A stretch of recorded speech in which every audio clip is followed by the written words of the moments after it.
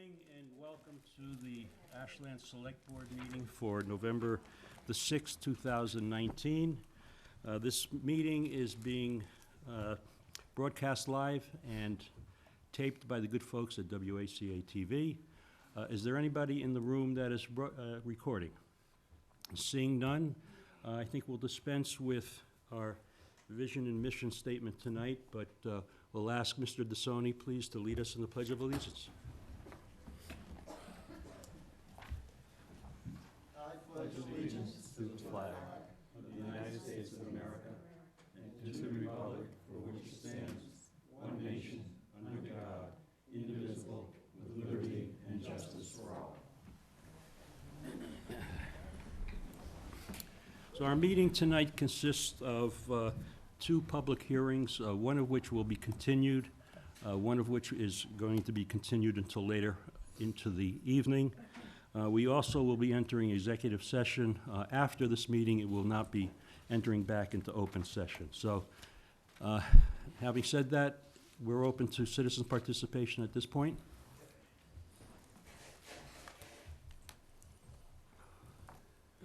Good evening. Good evening, Mark. Mark DeSoni. I'm up here to say a couple of thank yous to two people, especially. Mr. Town Manager, Assistant Town Manager Jen, Mike. Thank you for pulling me forward with the Eversource materials that I've been handing to you. You got the papers I've been given, questions and stuff like that. This is part of the email that I wanted you to read. And I've been just going forward with this because people got to stay on top of it, even on their own. And I went over to our public library yesterday and dissected the latest binder, the October 30th binder that's out there. I want people to hear this because there are people up at Panic High Work that really should read that, understand what their property is going to go through. I want to ask these, through the chairman, is Eversource coming up tonight? Eversource is on our agenda. It's later on the agenda, Mark. It's under our old new business, and we'll provide it. Any update. I don't believe there's any significant update that we have at this point in time, but we are going to be discussing Eversource. Okay, and through you, Mr. Chairman, again, to the town management, thank you. Keep me in touch. I still want to work with anybody, take me on. Well, not take me on, but to have me assist. Okay. Thank you, Mark. And thanks for leading us in the pledge also. Anyone else for citizens' participation this evening? Seeing none, Diane, okay. Hello, Diane Ring, 42 Bay Colony Drive. Looking forward to the agenda item on Eversource about the technical resources, and I kind of think that one's going to be significant, not to be rude or contrary, but very important, I think, and helpful to the town. So thanks for your consideration. Okay. Thank you. Okay. All right, we will now move into our first appearance of the evening, and this is going to be a presentation from the UGC group regarding a project at Lot 2 in the Rail Transit District. So those folks are here, ready to present. You're on. Just note that we will be, I'll need to stop your presentation at 7:20 in order to read a hearing notice, and then again at 7:40, if it goes that long, to read another hearing notice. So whenever you're set, gentlemen, if you can introduce yourselves and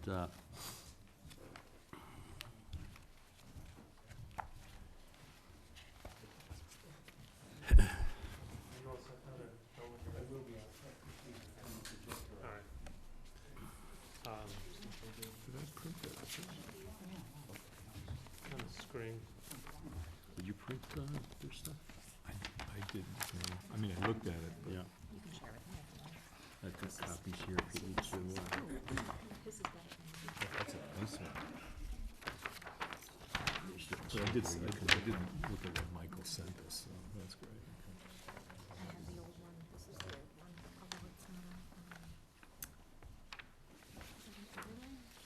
Actually, it goes like this.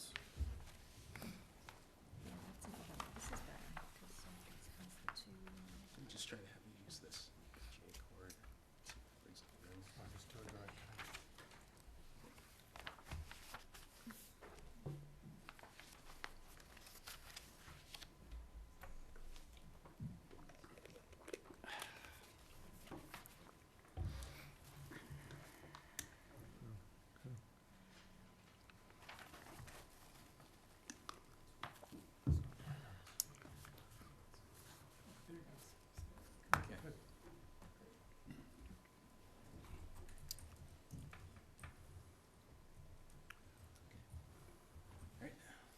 Good, thank you, Miles.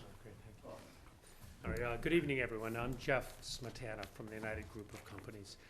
We appreciate the chance to be here again this evening to discuss our project. You folks have seen some of the site plans and project concepts.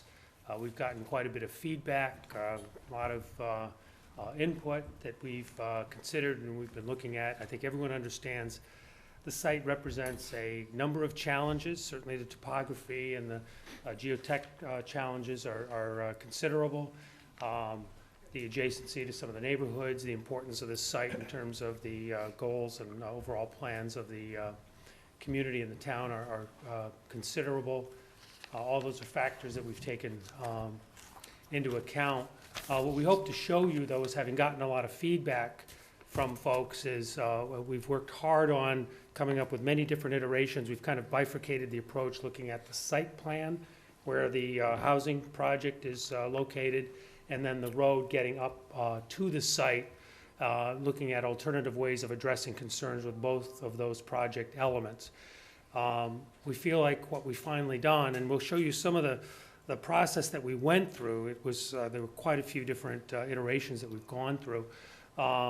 But I think what we'll present now that we feel we've significantly addressed the major concerns. We've reoriented some of the major buildings. We've pushed the project further north from the neighborhood. We've pushed the road a little bit further north. We've created more open space. There will be more usable space for the town. We're working with the site, we think, in a very smart growth, smart development manner to minimize some of the cutting and grading, and we think overall really presents a project and provides the a project that everyone really wants. Everyone is looking for this mid-market independent living senior. It provides the affordable housing that everyone is really looking to see, and provides some open community space that will benefit the broader community. So we're glad to have this chance to present. Phil Cordero from Allen & Major will take you through some of the process, and we're glad to answer any questions and get your feedback. Thank you. Thank you. For the record, Phil Cordero from Allen & Major Associates, and we're pleased to be working with the United Group on the development of Lot 2, and having spoken with a number of the folks here in town in terms of feedback, both positively and negatively, that have helped steer the site plan design. So I have on the presentation board this evening just a handful of slides to go through, and then we'll immediately turn it over to any questions or feedback from the board this evening. But I'll start with, as always, just framing the site for the benefit of those in the audience and the rest of the select board. As Lot 2 off of the MBTA roadway, just south of the Sears Apartments, highlighted in the red outline on the screen, approximately 38 acres of currently vacant land under the RTD. We have a lot of site constraints and challenges, as Jeff alluded to, that have really put a number of hurdles in front of us in terms of making this a promising and developable site. First and foremost is steep grade on the property. Very steep elevations, about 100 feet of grade change from the adjacent roadway, the MBTA roadway, to the top of the site, 290 to 390. We have very close proximity to the Sears Apartments that have recently been constructed. They have a lot of steep slopes on their property, which is illustrative of the development that needs to take place here on our site. We have a balance of the earth, removal of the top elevation and using the material to infill to the lower elevations, and find the delicate balance where we are not creating a quarry or mining operation where we're excavating for long periods that lengthen the project and creating a trucking corridor along the MBTA roadway and West Union. Finding the right balance where we can use as much of the material on site and only export what we need to make the site work. We have programmatic elements, which we'll get into, which this board is very aware of with United Group in terms of the number of units that make the project viable for them and a configuration that works for them and the senior lifestyle program that they're looking to provide to the residents of Ashland here. We have existence within the rail transit district. We have buffer zones along the perimeter that we need to maintain. And then most notably on our southerly property line, we have residential properties. And we understand that they have interest in development of this land as well, that the backyard is going to change, and we need to be cognizant of that and think about what those sight lines look like, what the heights of the buildings are, where they're located on site, what the massing challenges are. And all of those go into the recipe and hopefully result in something that is palatable for everybody involved, both in this room and the future residents of the project, the Arbella. We have a working site plan design that the board's been made aware of. We've been working very closely with the town management office to get feedback, and we're just showing the developed portion under this site plan as the basis of most of our discussions. 2 garden-style apartment buildings with 144 units, and then we had 6 6-unit townhome buildings around the perimeter with a centrally located clubhouse and an amenity courtyard space, and then parking surrounding the outer perimeter of that. And that was a program design that worked for the United Group from some other projects. We brought that here as their working prototype and sought to develop that into the program here up on the hillside. But as you can imagine, the grade, the proximity, the width, the need for the buffers, the green space, practical engineering, again, all factor into whether this is a viable layout or not. And we received very positive feedback from the town that maybe that layout isn't as preferred. Maybe things that we should be thinking about is that our roadway should be pushed as far northerly as possible towards Cirrus to keep the green space along the southerly side, along the RTD buffer zones, but also the residential base. Look at how these buildings can be consolidated, condensed together, maybe elimination of some of the buildings along the southerly side. Push everything together to really package that up. Create better contiguous green space around the perimeter of the project, but still allow for all the programmatic elements that United Group needs for this to be the viable project. So we got together with the United Group, with their consultants, with the development team, with ourselves at Allen and Major, with the architects at Cube 3, and really put forth what we think is a whole lot of brain power, and we hope the town will agree. And we started to work through design iterations, design concepts. And I won't go through all of the specifics here tonight in the interest of time, but I'm happy to go over any details that the select board would like me to get into. But what I really want to be able to convey by graphical illustration here is the number of design storyboards that we went through, the alternatives that we looked at, taking the feedback that we received from the town, being receptive to it, being reactive to it, hearing it, more importantly, listening to it and trying to understand it, has resulted in a number of plans. So I've presented some layout options here, on both sides of the screen. These are separate and distinct, each presenting different roadway reconfigurations. Those result in different grading packages for the site, different amount of earthwork schemes, different benefits in terms of creation of green space versus intrusion into the green space, making the program numbers work. Taking those ideas, advancing them to the next step, looking at different roadway configurations. How can we maximize the use of grade through here? Is it large sweeping S-curves? Is it elongated curves to get the site plateau up to the highest possible elevation? Looking at the internal circulation, can these buildings be collapsed? Can the clubhouse area be condensed?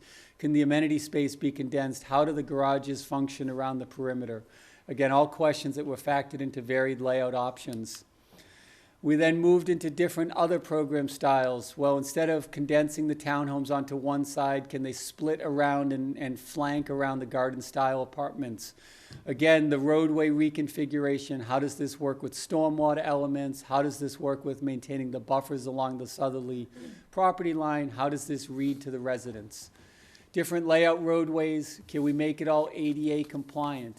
How does it work if it's not ADA compliant? How does it result in the grade? How does it result in operations? How do the residents of the Arbella, would they anticipate liking this? How does it read relative to the Cirrus apartments? Continued configuration, how do we maximize the green space? Making sure we can provide 20 to 24 acres of deeded green space over to the town in fulfillment of the agreement that was made with the development of the land. Working through the design iterations to create the green space, moving the townhomes, tightening the green space. Reconfiguration of townhomes, reconfiguration of roadway, further consolidation. Really work. How can we really condense it? Do we need the townhomes along this outer perimeter?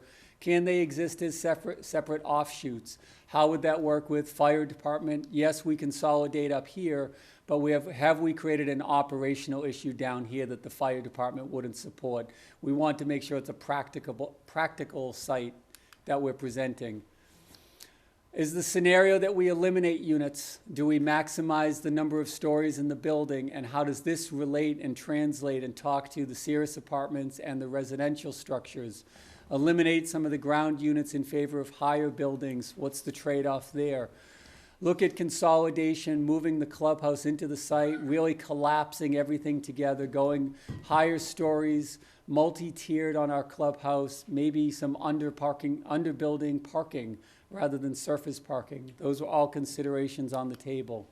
Excuse me, Phil. Yes, sir, I'm Mr. going to Chairman. need to read a hearing notice. Go right ahead.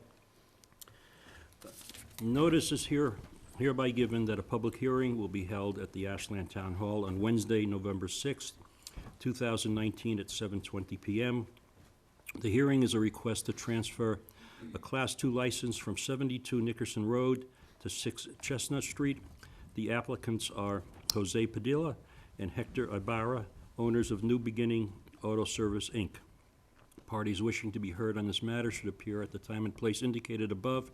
Interested parties who are unable to attend the hearing may submit written comments to the Select Board's office, Town Hall, 101 Main Street, Ashland, Mass. 01721, or by emailing Susan Roby at sroby@ashlandmass.com. Steve Mitchell on behalf of the Select Board. The hearing is now open. Do I hear a motion to continue the hearing until December the 4th at 7:20? So moved. Do I hear a second? Second. Motion and a second. All those in favor? Aye. Hearing is continued until December the 4th. Thank you. Thank you, Mr. Chairman. Continuation of the idea, again, consolidation of the inner courtyard, multi-tiering the clubhouse, under parking for the building, going to the podium parking configuration.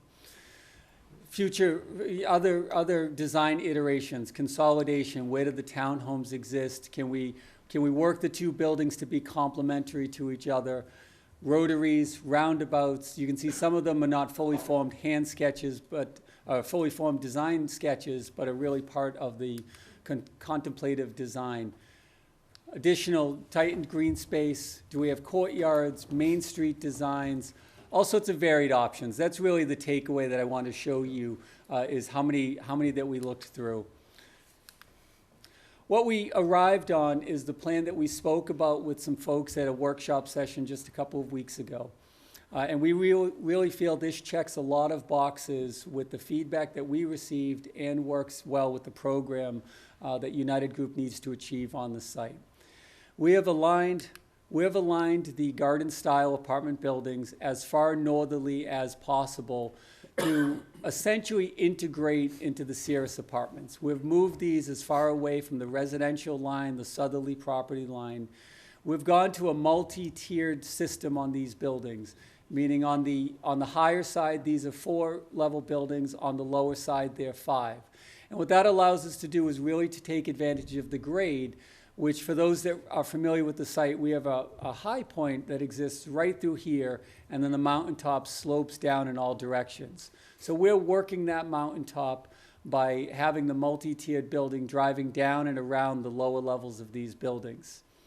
On the high side, we'll have townhomes that again work at the base of the high knoll of the topographic grade change through here, and then some townhomes along the back corridor. These have been pulled far away from the southerly property line. Early concepts had these right at about 100 feet, which is the closest that we could get relative to the RTD buffer zone line that exists along here. We're now about 200 feet away, so we've really pulled that away. The roadway reconfiguration has also been similarly pulled northerly. We've needed to maintain this length to make sure we get enough grade change through here to get to a reasonable elevation to balance that earthwork, but we've pulled it far enough away to at least maintain that 200 feet through here off of this southerly property line. And that again allows for the maintaining of all the buffers, all the existing vegetative buffer for the residential folks through here, but also for the contiguity of the land that will ultimately be deeded over to the town for purposes that they see fit. We've made sure that that all remains intact as large of a mass of land as possible. Now, we realize this plan was not without casualty. So what you'll notice here is we've gone down to 4 townhome buildings. So rather than the 6 that was presented early on, we've dropped 2 6-unit buildings. And that really was the trade-off in terms of how to make this footprint work, how to really condense, consolidate everything together. And that works from the perspective of United Group. We're still purporting the 180 units. It's just in a different configuration with less ground footprint through here. We've maintained the buffer zone. We've maximized the separation. This will continue to function to allow for light blockage, noise blockage, etc. And then as all totaled, when we get through with the engineering design package, we're confident that we can certainly make our water systems work, our stormwater drainage work, all of the infrastructure necessary to support this development. And this plan that we'll give you that has been seen by a few members of the select board, this is the color rendering of what we're looking at here. And you can really see by the color graphic that it's really consolidated on the land. The 38 acres that United Group has interest in wraps around the Cirrus Apartments and actually comes back along the northerly side. But this development will be entirely localized in the minimum number of acres needed, as you see on the plan, with stormwater management systems, being truly cognizant of the trolley brook and the culverts and all of the stormwater management issues that were related with Cirrus. We have those all in our learning toolkit to learn from those experiences and make sure they're factored into the design. So the summation is, where do we go from here? We recognize that we're presenting to the select board a conceptual plan. We have to further refine it, further define it. We recognize that there'll be tweaks. We'd want that collaborative tweaking process to exist between United Group and the town of Ashland, so we can get to the right product, the right one that works for everybody. So this plan is not set in stone. It is the working plan. It's where we want it to be, but there will be tweaks to this plan to just really make it efficient and make the engineering work. And speaking on behalf of myself and the rest of the group at UG, would look forward to working with the folks here in town to accomplish that at this point. So I'm open to any questions. I certainly can bring Jeff back up to answer any questions, Mr. Great, Chairman. and the rest thank of you, the board. Phil. So I'll open it up to the board at this point to ask any questions. I have a Brandy? question. So first of all, thank you very much for your presentation. I think that, from my perspective, this is, I appreciate the work that went into this and that UGC has been willing to work with the town. And I know we had provided some feedback on some of the things that we wanted to see. Personally, I'm happy about the consolidation and sort of the smaller footprint. So I think that this does check a lot of the boxes. I'm Curious as to the number of units in each of the larger buildings, because if we're still at 180 units, what's the breakdown look like? So the development still remains at 180 units. Mm-hmm. The townhome banks, these are 6-unit banks, so there are 24 townhomes. The delta to the 180 will exist in the Okay. garden apartment buildings. Okay. And then I'm 78 per building, ma'am. I'm Se- being told from the audience. 78 per building, okay. Yes, ma'am. All right, I just wanted to double check, thank you. Thank you, thank you. And then I'm just looking at, I hadn't seen the numbers as far as the distance to the, in comparison, because I know when we first looked at the site plan, we had seen the distance from the neighborhood initially. And now I'm looking at the distances, and it really has significantly moved the amount of buffer to the neighborhood, which I think is good. And I appreciate the change in the road as well, because I think that's a huge improvement, so. For speaking for the team, thank you for that. We've worked very hard to accomplish that. I apologize that the graphic doesn't quite translate in terms of the overlay, in terms of how much the site plan has actually moved from the overlays that we had originally.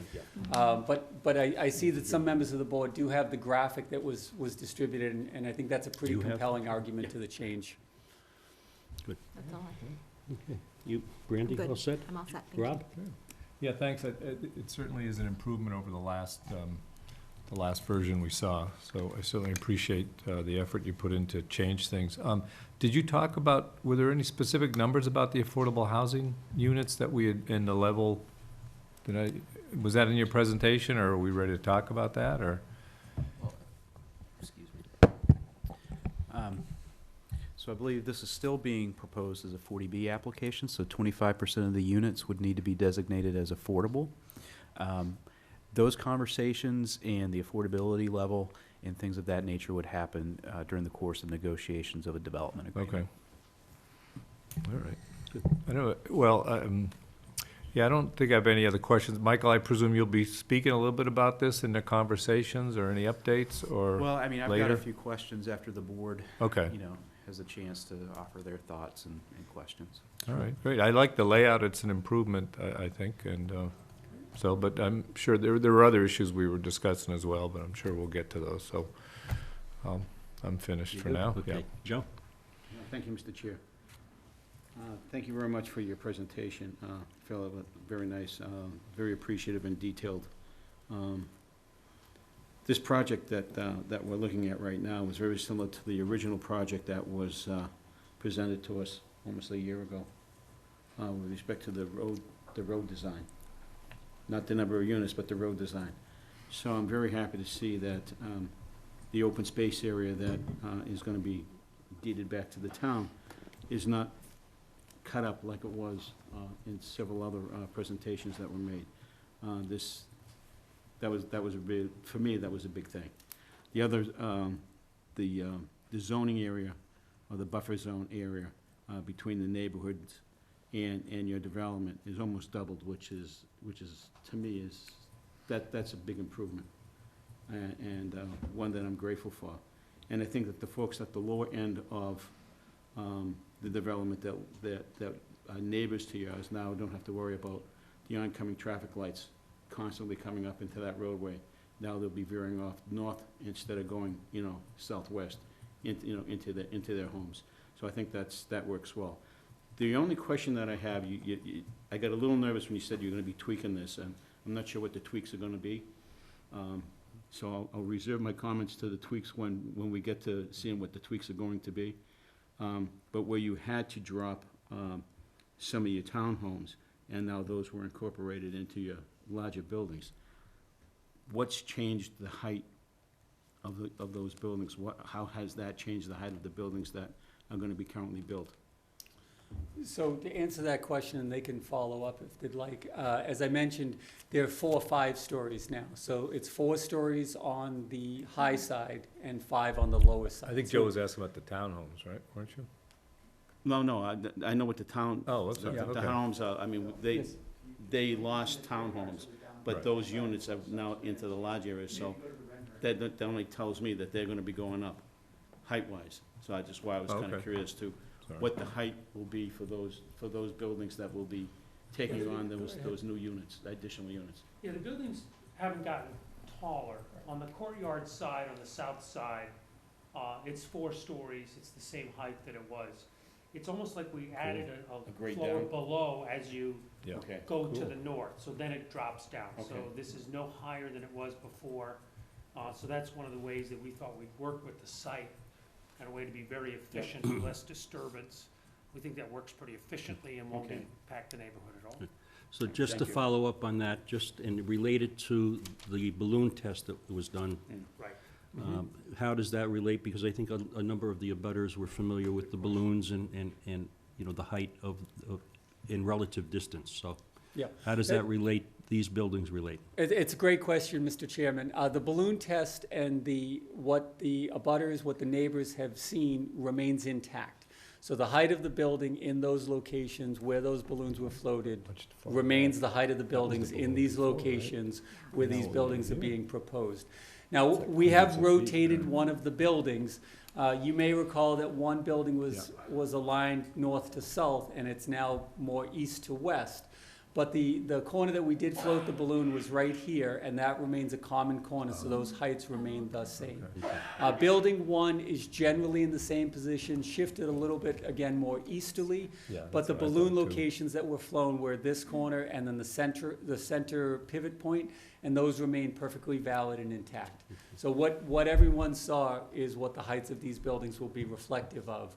The point that Jeff got across is the height is gained on this lower side, where you would be dropping down and you're gaining an additional level on the northerly side to take advantage of the grade through here. And that's also where the unit gain takes place. We've effectively gained half a building, half a floor of a building for unit count. Okay, good, thank Thank you. you, Mr. Joe, Chairman. was that answer your question? Thank you very much, Okay. appreciate Yes, that. sir. Anything Thank you. else that? No, I'm good. Okay. So from my perspective, and I had the luxury of attending a prior meeting and getting familiar with this, but I think, you know, the board has been pretty consistent since, I would say, going on a year with what was important for us. And I think, and that included the footprint, the roadway alignment, the contiguous deeded land, the affordability component. The unit count was in question as well. You know, but for the most part, I think you've pretty much hit what was important, at least from our position. When you talk about tweaks, I'm assuming you're talking about a two-way conversation. Yeah, we definitely see that as a two-way discussion. You know, we've spoken to Mike Right. about that, Okay. that we'll be, in fact, I think a lot of it is us going to be listening and responding. I think where a lot of these tweaks are going to come Okay. from.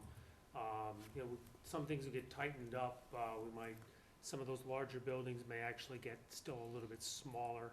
Those will be some of the tweaks. We may realign the position of the clubhouse slightly. Those are the tweaks that we envision. And then, you know, us responding to some of the questions that Okay. Mike on the board made. Fair enough. So just, I'm going to open it up. If the board is fine with questions right now, I would like, I think Mike has it. oh, I'm sorry. Could I ask some questions? Absolutely. So Michael, and after Michael speaks, I'm going to open it up to, we have neighbors that are here that I'd like to open that up to. And then just to confirm the process moving forward is the board would enter into discussions regarding a development agreement. The permitting process would be going before our ZB, our Zoning Board of Appeals, Yeah, I mean, I could elaborate a little bit on that, the sequence, if you want to right now, or we could wait until a little bit later. we'll wait till later. Okay. So, first of all, I want to thank you. I think you know I've been probably one of the harshest critics of some of the proposed site plans, so I really want to say I appreciate the work that you've done to utilize the natural topography of the site and use that in a way that's better for the town and better for the neighborhood, and I want to recognize that. A couple of things I just wanted to ask, and we had discussed it a little bit in that previous meeting. So you now have the larger buildings pushed in the back, and you have the townhomes closer to the Apple Ridge neighborhood. If you're looking from Apple Ridge, what are you going to see in terms of views? My understanding is that the horizon of the bigger buildings are gonna be on the same level as the townhomes. Is that correct? So, I think that the simplest way that I can explain this without having a cross-section, and I fully anticipate as we march through this process, we'll give you some nice cross-sections. You'll get a true perspective as to what we're about to discuss. The Apple Ridge residents are higher. This is that high spot in our site, that 390. So they'll actually sit above us, and our townhomes will be lower, about 18 to 20 feet lower. So they will, as you mentioned, Mike, be looking out over the horizon. So on the townhome side, they'll be looking at the roof lines of the townhomes. And then beyond in the distance, they will likely be able to recognize the upper 2 stories of the garden-style apartments and the roof line, but the lower levels would be recessed down and would not be visible by the residents. So that keeps a lot of light glare, a lot of light pollution, out of the everyday line of sight for the residents along the Apple Ridge neighborhoods. Okay, so essentially they would be seeing the top 2 floors of the buildings. Townhomes, which are 2 floors, and then the top 2 floors of the bigger buildings. Is that? That's effectively, with that view corridor, again, skipping off the townhomes, skipping over the courtyard, and then seeing the upper floors of the apartment buildings in the distance. So distance will help that massing feel as well. So while you'll see the floors, you'll see them and feel them smaller in perspective because they will be further away. Which is the goal, which I think was the collective goal, and I think this will hit the mark at the end of the day.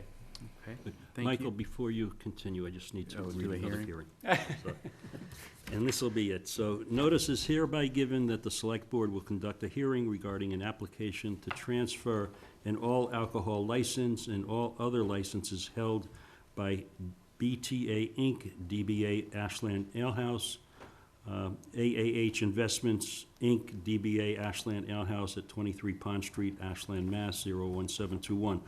Public hearing will be held on the matter at the Ashland Town Hall, 101 Main Street, Ashland, Mass. On Wednesday, November 6th, 2019, at 7:40. Parties wishing to be heard on this matter should appear at the time and place indicated above. Interested parties who are unable to attend the hearing may submit written comments to the Select Board's office, Town Hall, 101 Main Street, Ashland, Mass. 01721, or by emailing Susan Roby at sroby@ashlandmass.com. Steve Mitchell on behalf of the Select Board. So the hearing is now open. Do I hear a motion to continue the meeting, the hearing until 8:30 this evening? So moved. I've got a motion. I'll second that. The second. All those in favor? Aye. Aye. And so we are continued. Thank you. Okay. I've only got 10 more. Just joking. 27 parts. Yeah. So one of the really important things is that buffer zone that we're talking about, and that's all mature growth right now. Are you going to be able to do this site while leaving that buffer zone intact, that mature buffer intact? So to speak with specificity, there's 2 buffer zones, let's say. So there is a 100-foot buffer zone, the RTD delineated line, that we will not alter. So that will remain intact as minimal, 100 feet. Now, as I mentioned, we've pulled these buildings, they're 200 feet away. There will be some grading associated with these townhomes coming off the back slopes, tapering things through, making retaining walls work.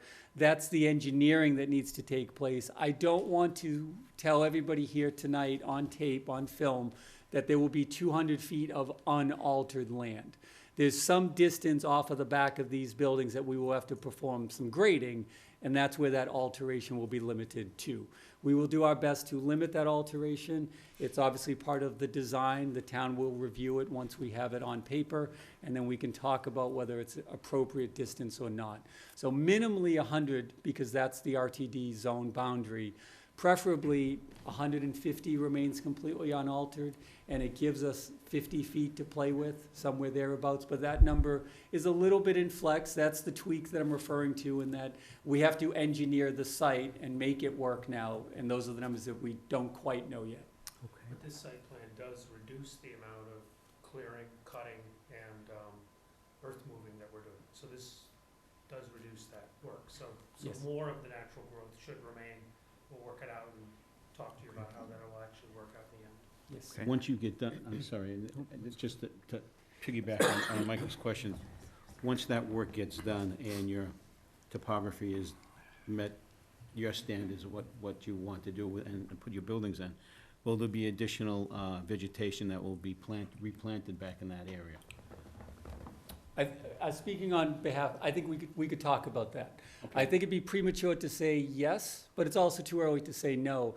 I think we should collectively just look at what that grading looks like, Okay. whether it's a retaining wall, whether it's grading, and then if revegetation makes sense, then that's part of the discussion. Fair enough. I really just have a couple more. So you said you looked into underground parking or explored that? Yes, sir. Is that still something that's feasible and on the table? It is not on the table. They've analyzed the cost. I'm speaking out of my element, so I'll defer to these gentlemen, but they've reviewed the building-related costs to go to podium parking, and the program starts tipping uneconomical at that point to go to the podium structured parking underneath. And also, we, to this 4-5 building, we moved some of the units from the townhouses into the 4-story buildings, so that did reduce the number of buildings, and pushing some of the parking to the north beyond where the buildings are. This helped us consolidate the site a little smaller. So it was a little more efficient. The underbuilding parking would have become really too costly to really make work, and it would have disturbed more of the site. Okay. And then is the dog park a necessity for your programming? I'd say yes, it is. It's a very appealing amenity to our residents. I mean, we're a pet-friendly building, and when you are a pet-friendly building, giving them a place to take their dog is really in the best interest of everyone. Okay, just, it's, it is really on the edge of the development towards the neighborhood, and I know even from people's houses over there, you can hear the dog park over at Cirrus. So it would be great if you could potentially move that to some place that's a little bit less obtrusive, I think, from an audio standpoint. And then the last, I still want to acknowledge how much work you've done on this and how much I appreciate it. I really do. To the extent that, you can continue to pull it back away from the neighborhood and again, leave more of an unaltered buffer zone, I would really encourage that. So again, I don't want that to overshadow the work that you've already done, but I think it's important. Okay, yeah, Good. we'll definitely look at that. Anything else, Michael? So would you just review the process as we anticipated occurring? Okay. And Mr. Buckley, correct me if I'm wrong, because you're the expert in this, really. But so my understanding is that if this is going to be done as a 40B project, if the board feels relatively comfortable with this site plan, understanding that there still needs to be some tweaks that are made, you could make a vote to enter into discussions with the developer on a development agreement where you can finalize some of those tweaks and some of the things that we're talking about not related to the site plan. Things like the affordability of the units, et cetera. Part of that development agreement would be the board's commitment upon signing to initiate a LIP application to the Department of Housing and Community Development, which would start essentially that 40B process. You would then need to get a site eligibility letter from an organization like Mass Housing. Once that is completed, they could submit a Chapter 40B application. Dig it? Very good, Mike. Am I hired? You're hired. Okay. Just for the record, Robert Buckley, Reuben Bronstein, for some of you, I grew up in this town years ago. It seems like 20 years since I've been back, but It's effective planning. This is effective planning. Doing it as a friendly 40B, I would strongly encourage it, because you get to count all the units towards your subsidized housing inventory with little or no impacts, schools, et cetera. And it's also a social need in many communities now to provide affordable housing for senior residents who have spent their adult life or perhaps their whole life in a community and would like to stay in that community. But the process is, as Mike articulated, the application that gets submitted to the state for review to get what is called a project eligibility letter, which is the key that allows you to go to the Zoning Board of Appeals for a comprehensive permit, is a document that looks at a lot of the issues that were discussed here and addresses some of the tweaks that we talked about. That it's a preliminary plan, it's a preliminary concept, but there will be tweaking, because the only thing the town does is that they sign the application as part of the process with the applicant saying, we think this is a project that the state, that we, the town, not necessarily support per se and approve, but support going forward. And the state looks at that very favorably. Then it comes back when you get your project eligibility letter and you go before the Zoning Board of Appeals for your comprehensive permit, which is a full-blown public hearing where there'll be give and take, just as you would on a planning board or a select board permit application, where comments will be solicited both from your professionals as well as from the general public, and there would be the word that was bantered around earlier, tweaks to the plan to make it work. But it's a work in process or progress, and the preliminary application that goes to the state is a conceptual plan that essentially allows for those discussions to go forward. I think from a development agreement standpoint, I will, with the board's permission, reach out to Lisa Mead, your town council, and do, to me, it's an outline of the process, how things will proceed, so that everyone knows exactly where we are and where we go. But the nuts and bolts of the actual plan and the discussions as to what it will look like when ultimately built, what the precise buffer zones will be, and how it's structured, will come into play during the comprehensive permit before the ZBA, which, by the way, this board, as well as any other board in town or any other professional, has the right to comment and submit conditions. It's an open process, notice and public hearing. So Great. Good. Thank you for that description. So at this point, I'd like to open it up to any of the neighborhood that's here in attendance. I would ask those that want to make comments, please come up to the podium now. We've got a long agenda, and I would like this to be efficient. So if there's no one else that's going to speak, I just see two people. I see a third person.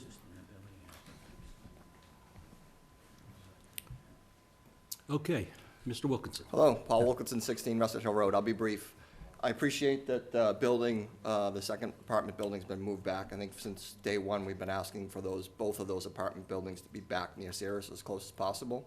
So that's an improvement, and the road is certainly an improvement. So we'll start there, and I appreciate that very much.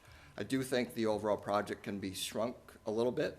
I think the activity area, courtyard, whatever you want to call it, looks very big. It's bigger than the green space behind these buildings, and maybe that could be shrunk a little bit to push those townhouses in, to get them a little bit further away from the homes. I think that's particularly important because, as the point that Michael made and they spoke to, is there's going to be some clearing behind those buildings. And it looks nice where there's a lot of green all the way up to the buildings, but we all know that's not going to happen. And those are the mature, tall trees. So I worry about once some of that clearing is done, we're going to lose a lot of the screening that we have. And so if we can continue to push this up a little bit more, shrink it up a little bit more, I think that would be a huge improvement.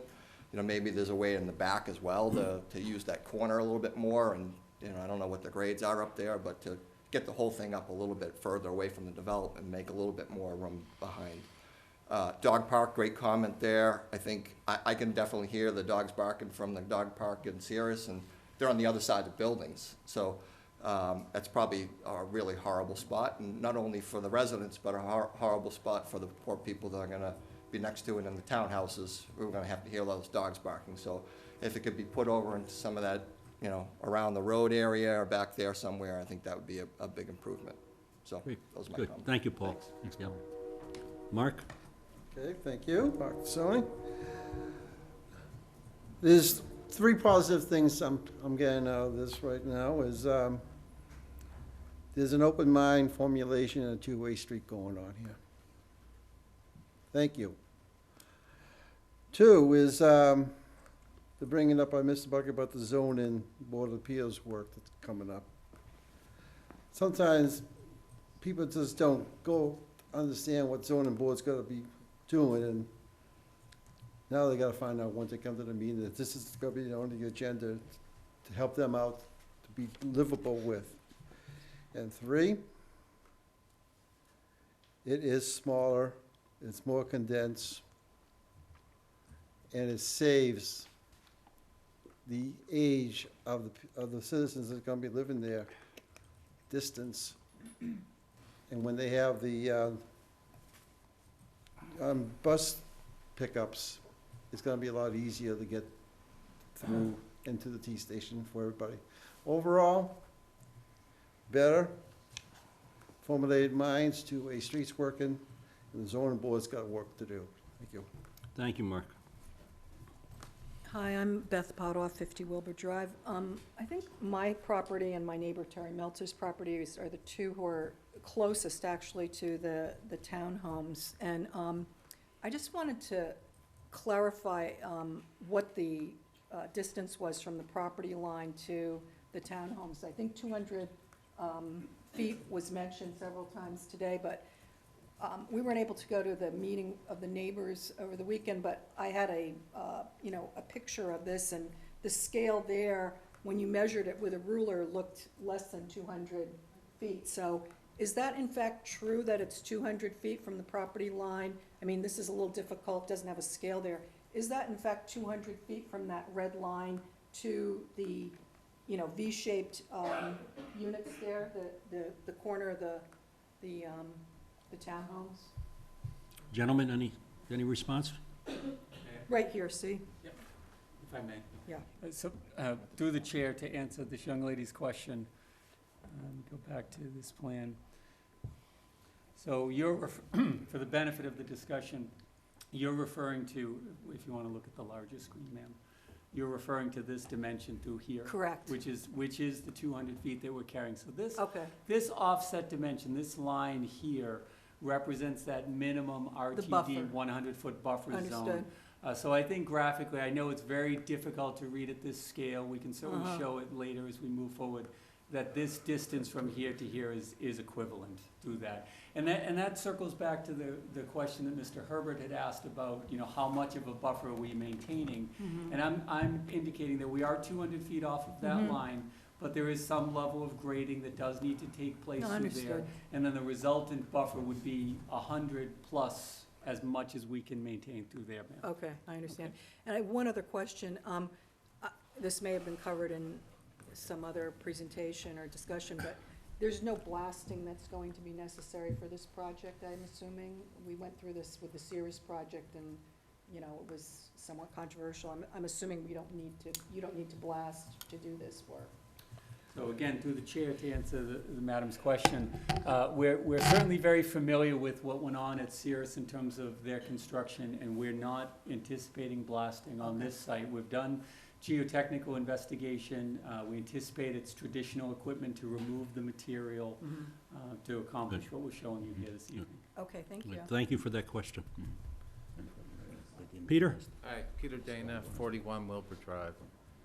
I asked, all the original plans were shifted to the west, I believe, and now it's shifted to the east more. And I'm with Terry and Beth about how their property all of a sudden has, they didn't know that this was gonna happen, and all of a sudden it's moved. And they are by far, if you look at the map, the closest of anybody towards this townhomes. And if you could reconfigure that area to either eliminate 6 of them and push it back further, I think the residents would find it a lot easier to digest this project. Okay, good, That's the way thank I you. put it. Thank you. All right, well, thank you. Mr. Chair, can I just say Sure, one? absolutely. So I realize, and I'll talk about the buffer zone, that of course, this, once we make an arrangement with these folks, that will be town land and then subject to the town's discussion of what to do with it. So people are assuming that whole area would remain undisturbed. That may or may not happen. For example, it's Plan B for the Upper Charles Rail Trail to get to the MBTA access road through that buffer zone. So we have a preferred route, but this is the secondary route. So I want to make sure people are aware of that. And those discussions have been happening. So, you know, that's, you know, just want to make sure people are aware of that, and that's under active discussion. Sure. Well, Let's hold on for a second, please. That's not what we're discussing tonight. All right? I think it's part of the. It's not for discussion tonight. We will entertain discussion on this at a later time regarding to that. By all means. Peter Fogerin, Russell Hill Road. Can I ask, what is the closest? You said about 200 feet. I don't know if their house is actually the closest, or are there other lines closer? Make sure people know about that. 200 feet isn't from the house, it's from about. For everyone? No, well. So I'm asking, what is the closest? The houses are more than. No, I mean, from the property line. So, Mr. Chairman, if I may, to answer again this gentleman's question, just for clarity, any dimension that I've referenced this evening has been based off of the property line and not one specific home site along the Apple Ridge neighborhood. Obviously, the homes, your homes, the residents' homes are further away from the property line. So on our side, I'm only referencing this 200-foot dimension. So through here, I have a 200-foot dimension here, and then the other closer dimension, I believe I'm 150 feet from this home to this rear property line, which abuts the wetland system that's off this property here. So to answer the question succinctly, the closest townhome is this one in this back corner, adjacent to this wetland resource area. Good, thank you. So regarding our process at this point, we do not have a complete board this evening, so we will not be having any further discussion tonight. We won't be taking any votes, but we will be moving forward with discussions about the development agreement and any tweakings that we see that would be important. So, UGC, thank you for your presentation tonight. And we will we'll have this on our agenda, I'm sure, again on the first meeting in December. Okay, thanks very much. So thank you. Thank you for your presentation, folks. Good to see you. Okay, that gives us an opportunity to segue into our Select Board Town Manager Priority Project Updates. First, number one is Rail Transit District. I think we covered that one. I think we really have did. no other updates. Nothing, no updates on the Y? Nope, no updates on the Y. I mean, we did have they did have a nice, Those are nice. Yeah. auction event last week. Certainly not specific to Ashland, but it was, the project was mentioned, so. They had said that they would be presenting the results of their survey by the end of the year. Have you heard anything as far as timing of when that might happen? Just the same. The same, okay. The beginning of the year. I believe the survey is still open. Okay. So if you haven't had an opportunity, I think if you go to the Metro West YMCA site, you'll see a link to the survey. We've certainly posted it several times on social media and our website. So I would encourage you, if you haven't taken it, go ahead and take it. It's really brief. You're just basically saying what you want and what kind of programs you would like to see in the new Y that would be here in Ashland. Good. Thank you. Public Safety Building. So with regards to the public safety building, we're still moving forward with the survey. I think the survey is still coming from Fafford's engineers, Guerriere and Hownan. I always mess up the pronunciation of that name. But there's that. There's also activity happening with the land court in terms of actually carving out that parcel to be given to the town. So that process was started a while ago. Land court does take a little while, but it sounds like we're coming to the end of that. We do have an ANRAD application that is getting ready to go. We're just waiting on, again, that survey. An ANRAD is an abbreviated notice of resource area delineation that goes with CONCOM. Yeah, we're it will be on the 25th, CONCOM's agenda, on the 25th.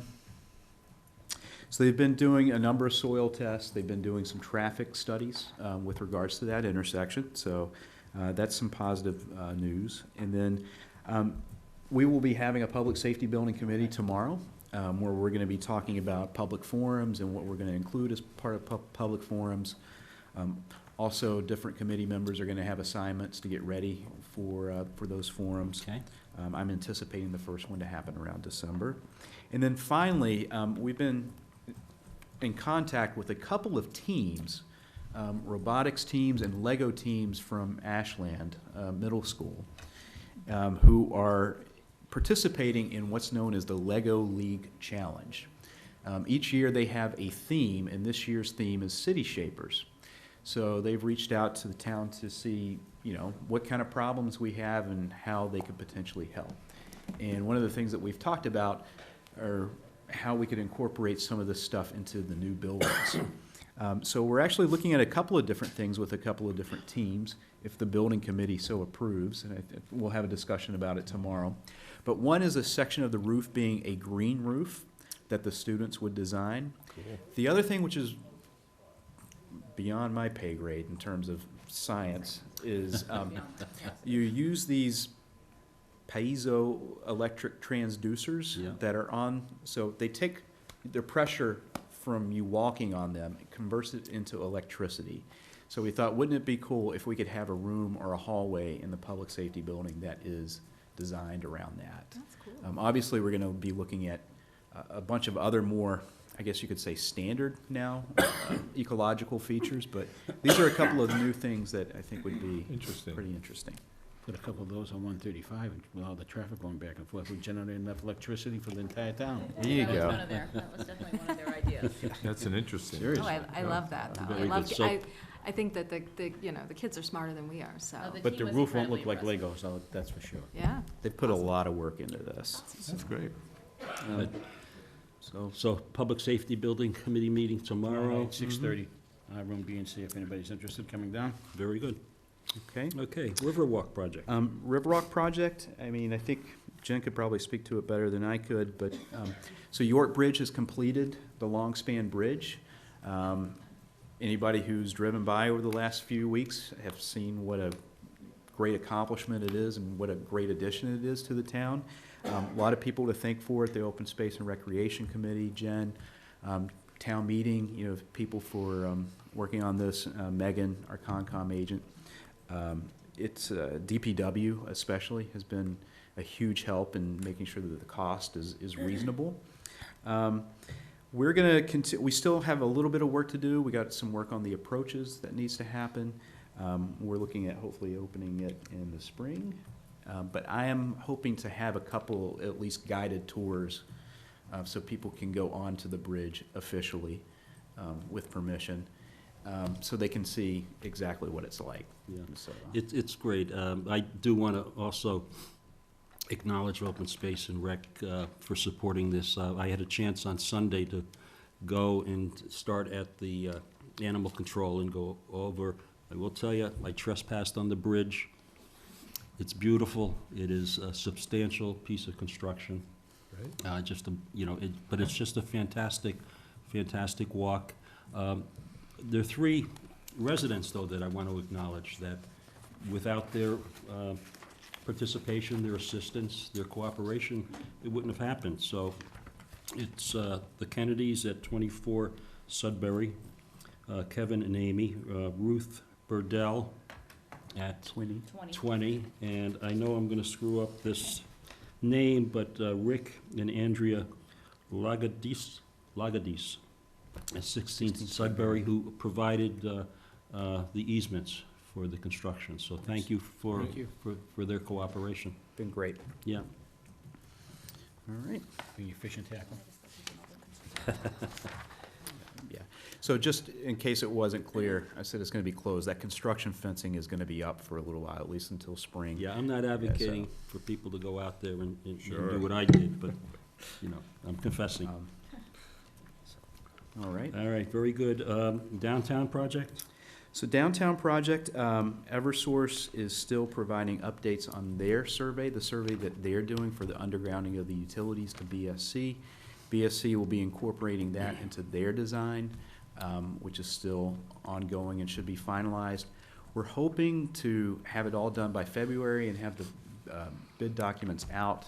Eversource has agreed to allow us to use our own contractor, as long as they are on Eversource's list of approved contractors to do the infrastructure work. So we wouldn't have to have two different bids going out at the same time, so that's a big plus. That's great. And then they're finishing up some of the water work on Summer Street. I think they did have an update. Bear with me. Shut down yesterday. Yes, so obviously we've had a few challenges. So they're tying the new water line into the pipe at the corner of Cherry and Summer tonight. So that had to be postponed from a previous date because of some technical difficulties. So abutters have been notified as well. So that's where we are downtown. Very good. And last priority project is the Warren District. So Warren District, I'll start with 433 Chestnut Street. I'm not sure if we have too much more news since the last update, but for those that know, we have issued an RFP for a contractor to come in and renovate the home, restore it to historical standards, place a deed restriction on it that will be held by the Ashland Historical Society, and then return it to the tax rolls as well. And we're fortunate that a local contractor, a local person, has bid on and won that contract. So it's important coming up at town meeting, because town meeting, there's the vote to actually, technically it's to change the use. It's got the unfortunate title of disposing of real property. It makes it sound very unceremonious and kind of ugly. It's really not. This is actually an opportunity to actually go in and we're actually restoring the property. It's one of the 10 properties we have that could be on the National Register. And if anybody's been in the buildings, you know that it's in need of dramatic renovation. Yes. So I'm looking forward to seeing what that does. I'm Interesting. not sure if I'm really at a place where I can reveal the contractor's name, but it is a local person, and Great. I'm looking forward. He takes a lot of pride in his work. So Good. Good. the barn, we have again, the barn is still scheduled to come down. We have some issues with some of the materials that are in the barn, and making sure that we are going to be able to properly dispose of them before building the replica as well. Super. Okay, And that's it. that's it. Okay, moving on to the consent agenda. There's one item I would like to pull out, and that is the appointment of Alexandra White to the Sustainability Committee. But other than that, anybody else have anything to pull? Do we correct the minutes for the regular session minutes? I guess we Yeah, need you, to. you sent an email. Yeah. Okay, so it's Yeah. all set, we don't, okay. So, removing the appointment, do I hear a motion to approve the consent agenda as presented? So moved. Motion, a second. Second. All those in favor? Aye. Aye. Aye, and that passes 4-0-1. So I just wanted to, before we, and I don't recall, maybe we had received correspondence from the Sustainability Committee. We always like to make sure that the committee has given their blessing to this, to the appointment. And I hadn't, went through, I hadn't seen anything, so I did have conversation with Matt Marshquist today, and he's provided that absolutely, I'll just read real quickly what he wrote. Absolutely, we did take a committee vote at our meeting on October 21st in support of Alexandria White. But what really caught my eye, she is one of 2 high school students who have attended meetings regularly since the summer and is a member of the Ashland High School Environmental Action Club. So, you know, I think it goes, you know, to what you were talking about earlier about the robotics and the science kids, and, you know, it's just great to see that kind of involvement with our high school kids. Yeah. So, the other thing that was provided, the other point of information, is Wayne Bates, who had been on the Sustainability Committee since the beginning, I think, and has been on a number of committees in town, left the Sustainability Committee. So I think it's important to acknowledge Wayne and all the work and the value that he brings to whatever committee and work that he does. So thank you, Wayne, on behalf of the town. So I will entertain a motion to appoint Alexandra White to the Sustainability Committee. So moved. Second? Motion, a second. All those in favor? Aye. Aye, and that carries 401. Okay, moving on to old new business, and our first order of business is Eversource, and I'm gonna turn this over to Rob, who's, can speak to the consultant All right. analysis. Thank you, Mr. Chair. So, Bless you. you know, we've been discussing this for some time, and I thought, given where we are in the process, that I thought it'd be a good idea for us to, again, kind of revisit the topic of getting some technical expertise to review the analysis in Eversource's application for the pipeline, their basic rationale that the pipeline expansion is necessary. So I thought that was, you know, we've gone a long ways through the process, and a number of issues have been raised, having nothing to do with the need for the pipe, but mostly about mitigation going through Ashland and the legal aspect of it as well, which are all good issues. But I thought the board and town management as public officials should have a very strong kind of background analytical information from which to approach this project. And basically, I think a number of us, and we have received, Roberta did a great kind of analysis, Roberta Suleman, that she presented to us in the EFSB, as well as Professor McKenna's analysis. But I thought that we could really strengthen our hand, however we use it, both as by having someone from the industry or from energy expertise, and also knowledge of alternative energy and sustainability practices, to really review Eversource's original rationale and their data, and say, and you know, give us a report on, is this sound? What are their alternatives to this project? What could be done instead of this? And that, to me, goes to the heart of this, the matter. So that's why I thought, and we had originally interviewed, I think last year, I'm not sure how long ago, someone, Elizabeth Stanton, I'm sorry. And she was prepared to give that kind of analysis, and at that point we decided not to. We went in a slightly different direction. So I just kind of wanted to revisit that. But, you know, I'm not saying I'm an expert on, you know, what the next best legal tactic is or what the best advocacy tactic is, but I thought that we as public officials, be good to have that kind of analytical backup. And so we could use that in various ways, both for our own purposes of understanding how to approach this, and in getting support or going to our representatives or the governor for whatever's the next step. So that was kind of my approach in thinking about that, and I wanted to broach that back to the board. Okay. And I understand there's, I think I've been talking to Diane and Diane Ring and other folks about this, and I guess they also want to talk about this. But that's basically, and they might have a slightly different perspective than I do on this, but that's basically my take on this and what we as officials would be good to have. Okay, So, before I entertain from the audience, does the board have any questions regarding Rob's concepts? So my only question is, the hearing process is closed with the Yes. siting board, so this wouldn't be entered in as new evidence at this point, whatever we would find. It would be more for us internally, and then also, depending on what the siting board comes back with, as far as their decision, then it would arm us for sort of appeal process, right? Is that sort of the thought behind it? I think yes and no. I think if we get something soon and they haven't made their decision, I would advocate sending it to them, because part of my agenda is giving them whatever reasons they need to say no.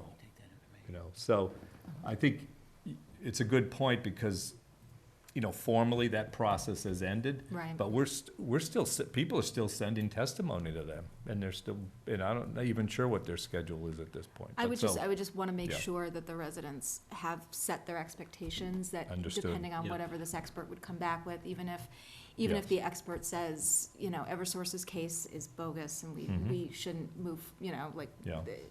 that doesn't necessarily mean that the siting board is going to, that it's going to be entered into evidence, or Yeah. however that would work. Correct, yeah.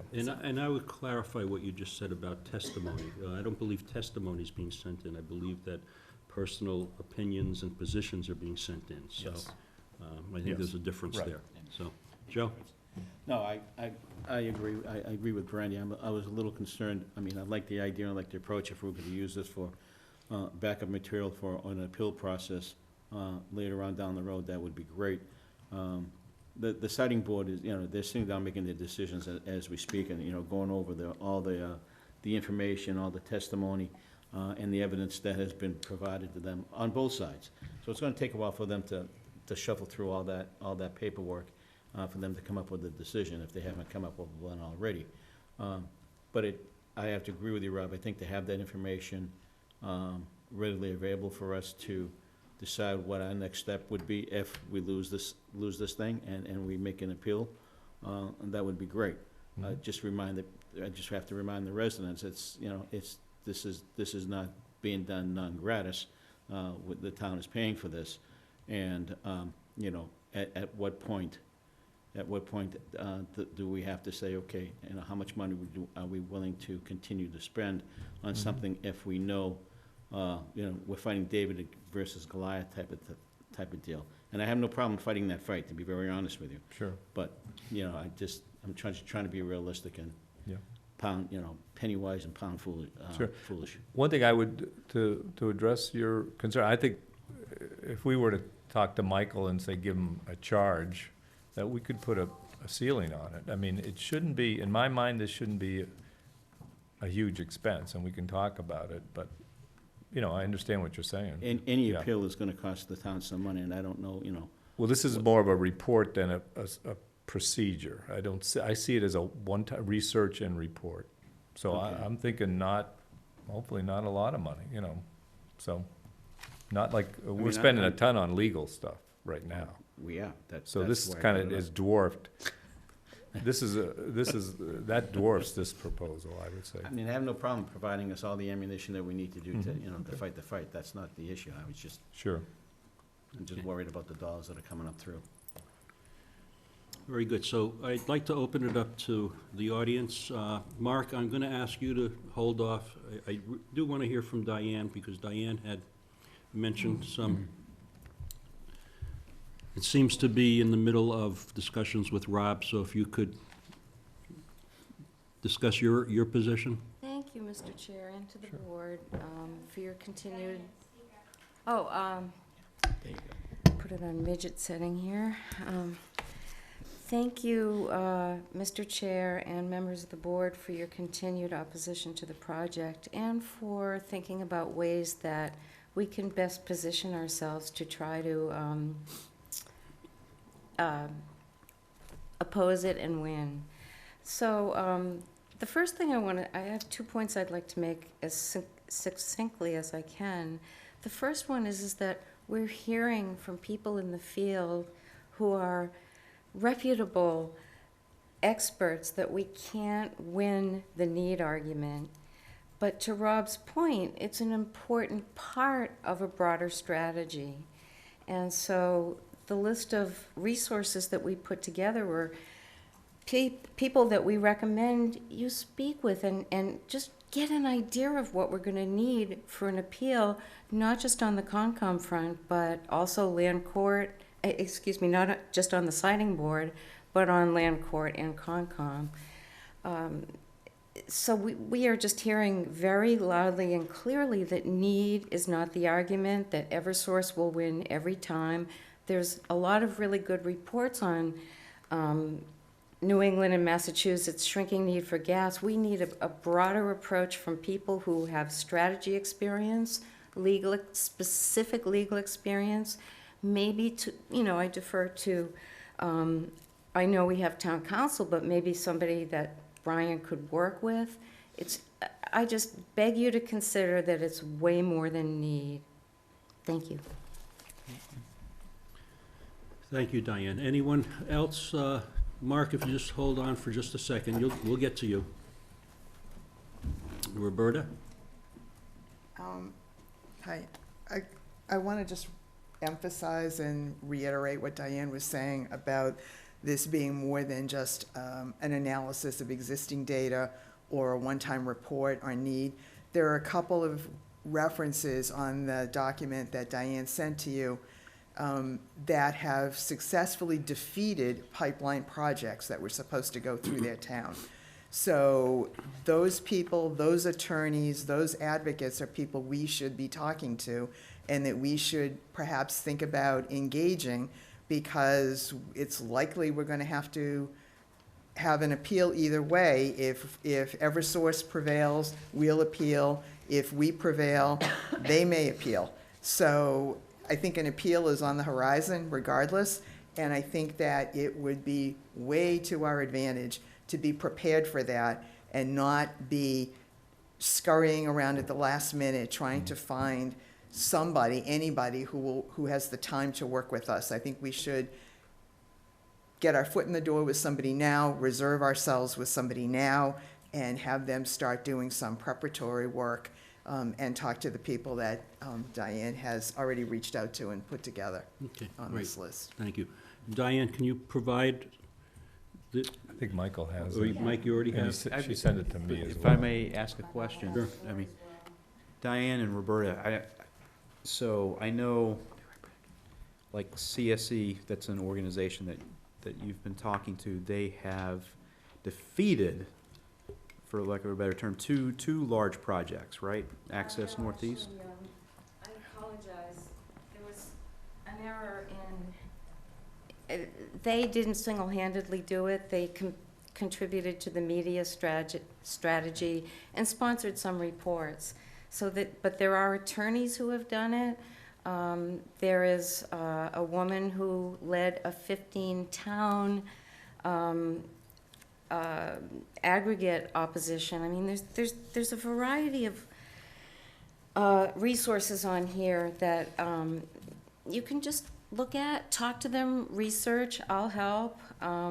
If you were to talk with Consumers for Sensible Energy, they could really help you, like in an hour, I'm sure, put together a comprehensive, or get an idea of a comprehensive strategy.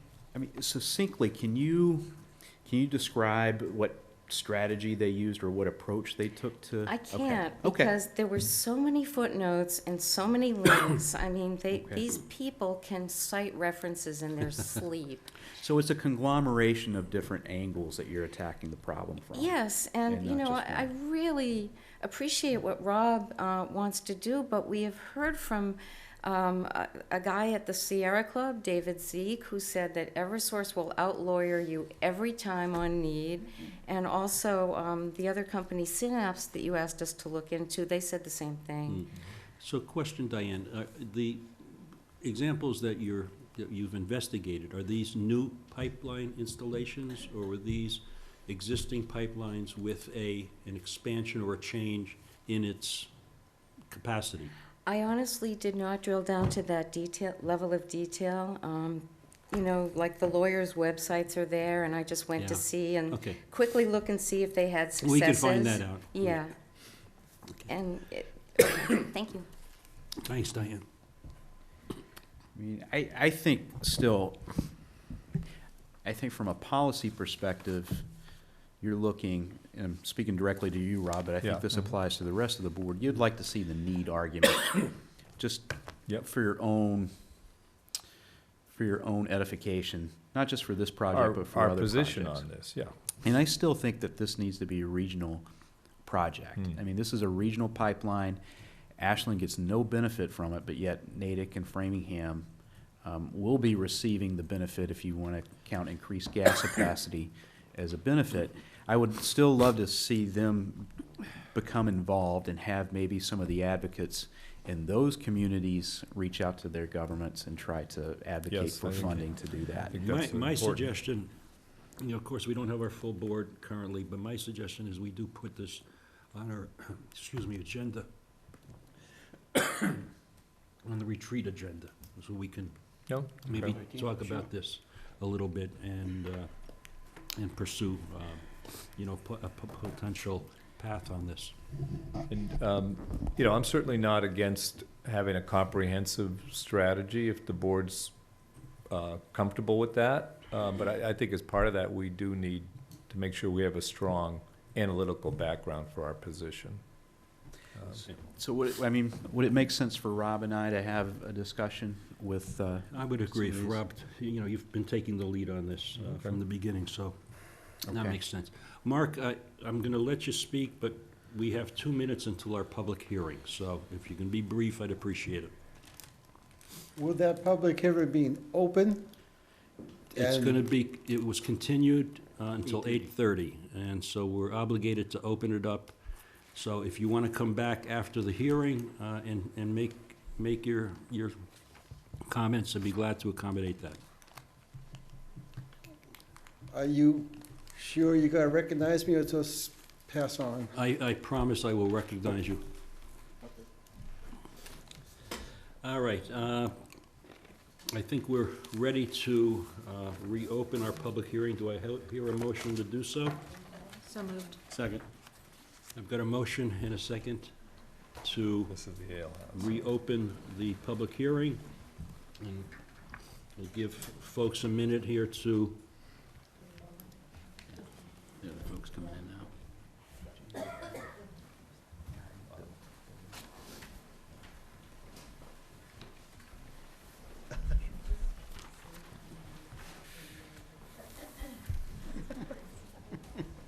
Hey, she complains about you all the time. All right, so our original 7:40 hearing is now open, and this is a hearing to, regarding an application to transfer an all-alcohol license and all other licenses held by BTA Inc., DBA Ashland Ale House, to AAH Investment Inc., DBA Ashland Ale House at 23 Pond Street, Ashland, Mass. The applicant is in the house. Good evening, Attorney Michael Murphy for the applicant. With me is Lynn Musciaroni, the president of the buyer, AAH Investments, as well as Jeffrey Mosier, the other shareholder for the buyer. Lynn is presently, they both actually work in the restaurant presently. Jeffrey runs the back of the house, the kitchen, and Lynn runs the front of the house. It's an application for a transfer of the all-alcoholic liquor license, common victual license, and for a pledge of the all-alcoholic beverage licenses to the Mechanics Cooperative Bank, who will be providing financing for the transaction. I believe there's a couple missing documents in the application. That would be the DOR certificate of good standing for the seller. That's on its way, as well as the DUA certificate of compliance. That's on its way as well. We'll have those in the next couple of days. But I think other than that, the application is complete. There are no changes planned to the operation, to the interior of the restaurant, exterior. We have been able to extend the existing lease for a period of time, which we're comfortable with, and that's in the package as well. If you have any questions, happy to field them. Very good. Well, if we could also hear from the applicant as well, please. Introduce yourself and How you doing? My name is Lynn Matroni, and this is Jeff Mosher, and we are currently the general manager and kitchen manager of the restaurant, and we are seeking to purchase the current restaurant. Very good. Questions from the board? So our process will allow the board to ask questions, and then we will open it up to the public for any comment, either for or against, and then we will close the public hearing, at which point we will then discuss further and make a decision. So I'll entertain questions and comments from the board. My only question is, how long have you been working at the Ashland Ale House? So Jeff and myself both opened the restaurant almost 6 years ago, and we've been there since. Okay. So- Rob?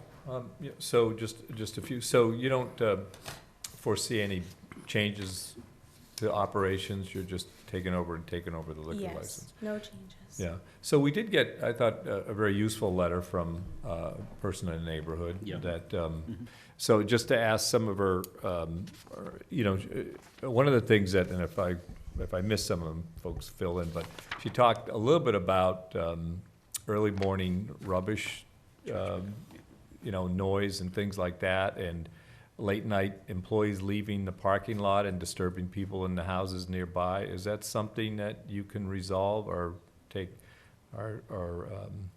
are aware of and prepared to take action with employees at least? I mean, they're kind of simple but considerate things to do. Yes, absolutely. We would like to continue to try to limit any of that and work with any of the companies that do any type of deliveries or Right, dumpster removal to make sure it's in the I appropriate think the time. emphasis was basically noise at off hours that was, Sure. you know, disturbing people. So let's just focus on the trash pickup for a minute. So what is the current situation?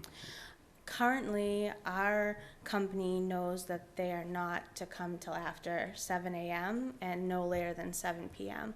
And I believe right now they generally come in the hours of 10 a.m. to 1 p.m. That's what we have. Okay. Yeah, it seems that every time we have a situation like this, and we just recently approved the license at the new restaurant at the old Blockbuster building, that's always a concern, is the deliveries and the pickups, predominantly of the trash, because it's always an early morning activity. So I think it's, but I will tell you, the planning board does a good job of conditioning their permit by requiring that. And I think that's, since you're before us, I think we need to do the same thing, have the same expectation that the trash pickup is done during appropriate hours. You've also have a entertainment license that's bundled into this. No change to the license. No. But again, that is a source of, could be a source of issues for the abutting neighborhoods. So you certainly need to be cognizant of that as well. And then I think the exiting of the building at night, certainly valid. You know, how do you monitor it? So we, for safety reasons, make sure that employees walk with the managers at most occasions. So we can continue to do that, and the managers that we have will monitor the level of noise as well. Okay. Now, do you require your employees to park in a certain area of that parking lot? Is that Yes, how in you the manage back. that? Yep. Okay. I'm sorry, you Go said in the back of the building? Mm-hmm. Okay, and that's probably where the noise is coming Yep. from for them leaving. Would there be any reason why not to park your employees along the side parking lot, which is adjacent to 126, not the main parking lot, but there's a row of parking spaces that abut 126? Gets full. We do, I think we do our best to kind of fill in with those spots, but Okay. there's multiple occupants and sometimes those are. Does your lease restrict you from employee parking in the main parking lot? I don't believe so. I'm only trying Have to to, check. try to come up with a solution, a simple solution Yeah. to the noise problem of people leaving, and when you get done with your hourly or daily routine, you guys get home, and it's early morning hours, because you have a 12 o'clock, license, and you guys are probably out of there by 12:30, 1 o'clock.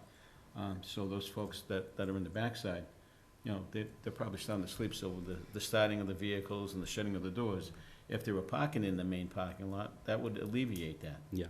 So, I mean, that's just my thought. I mean, again, I'm trying to look for a simple solution to a problem that's kind of complex. It might be good to maybe get some of the residents of that neighborhood's feedback as to what they think might be Yeah. the best parking location. Yeah. Trash is a whole other issue. All right. Because I mean, it might be consistently happening between 10 and 1 p.m., or 10 a.m. and 1 p.m., but there's certainly instances where it's happening like at 4 or 5 o'clock in the morning, and it's, you're not the only one. I want to make that clear, but it's certainly a quality of life issue that we have to Absolutely. figure out what to do. Good. And just one more, Mr. Sure. Chair. Your operation of hours aren't changing, you're keeping the same ones that you currently have? Yes. Okay. With respect to the entertainment license, I was looking at the diagram that you folks presented as part of the liquor license, and I'm looking inside looking at that diagram as we speak. Where in the past have your 2 to 3 person bands set up without blocking any of the entries and exits? So where would that be? On the diagram, there's 2 tables, I believe labeled 24 and 25. Yes. Those 2 tables are taken away, Okay. and they set up right there. All right. Okay. Thank you. I have a couple more questions. And I'm trying to bring up the page right now regarding your entertainment license.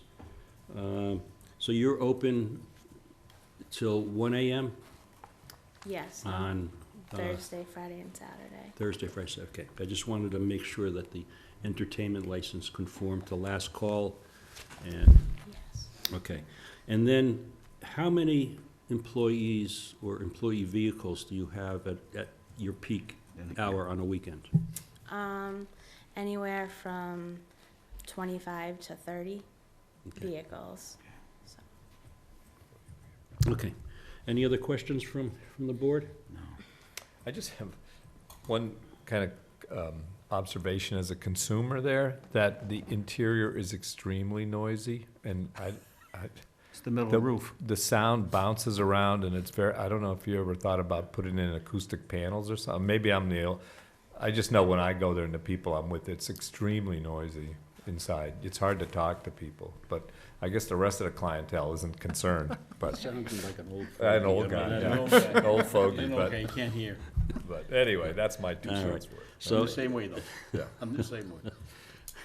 All right, if the board doesn't have any more questions currently, I'll open it up to the public for any comments. Excuse me.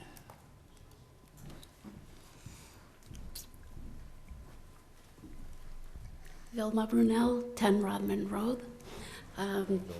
Makes me a little nervous when they're saying that nothing's going to change. I've spoken with a lady, I don't think she remembers me, when they first opened, that was 4 years ago? 6 years ago. Okay, so it's longer than I thought. We still have the same problems.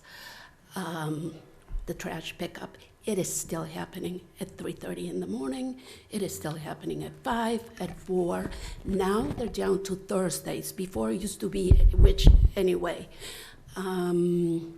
I have spoken with Chris from Market Basket headquarters. She is in charge of the plazas. And I haven't talked to her lately. I sent Mark the email. I don't know if he shared that with the information with the trash companies, their phone numbers, Chris's number. When this all started, in the on the street, houses abutting the old house, we had a gentleman who had cancer, who since then passed. We had 2 newborns. One now is 4 or 5, and the other one is 3. They were coming at all times of days. I spoke with her. Nothing happened. We are now 6 years, and we're still dealing with the same problem. We passed the bylaw. We're still dealing with the same problem. I know when it's the whole rest of the plaza has a different trash company, and they've done it as well. Not as much as not as much as Ale House. And it's funny, because you either hear at 3 o'clock, one boom, or you hear 3 for the other company. So you know exactly who it is, and it's usually the Ale House. I'm hoping that you make changes. There's other problems going with the parking. It did happen at the beginning. Thankfully, it got better for me because my house is closer to their back exit. So it used to be a party at 12 o'clock or 1 o'clock whenever they closed. Parking was in the back. So yelling, there was somebody that rode a motorcycle back and forth, the one-way path there, road.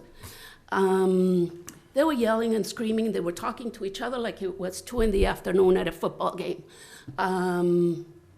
Now, that got better for me. My neighbor, whose house abuts the parking lot in the back, says it still goes on. 12 o'clock, they have 2 children that go to school. You know, every night, doesn't matter, they yell at each other. It's just like it's the middle of the afternoon. And it's hard to hear that the lady's saying that the management is walking with them. So that's a little scary. The parking.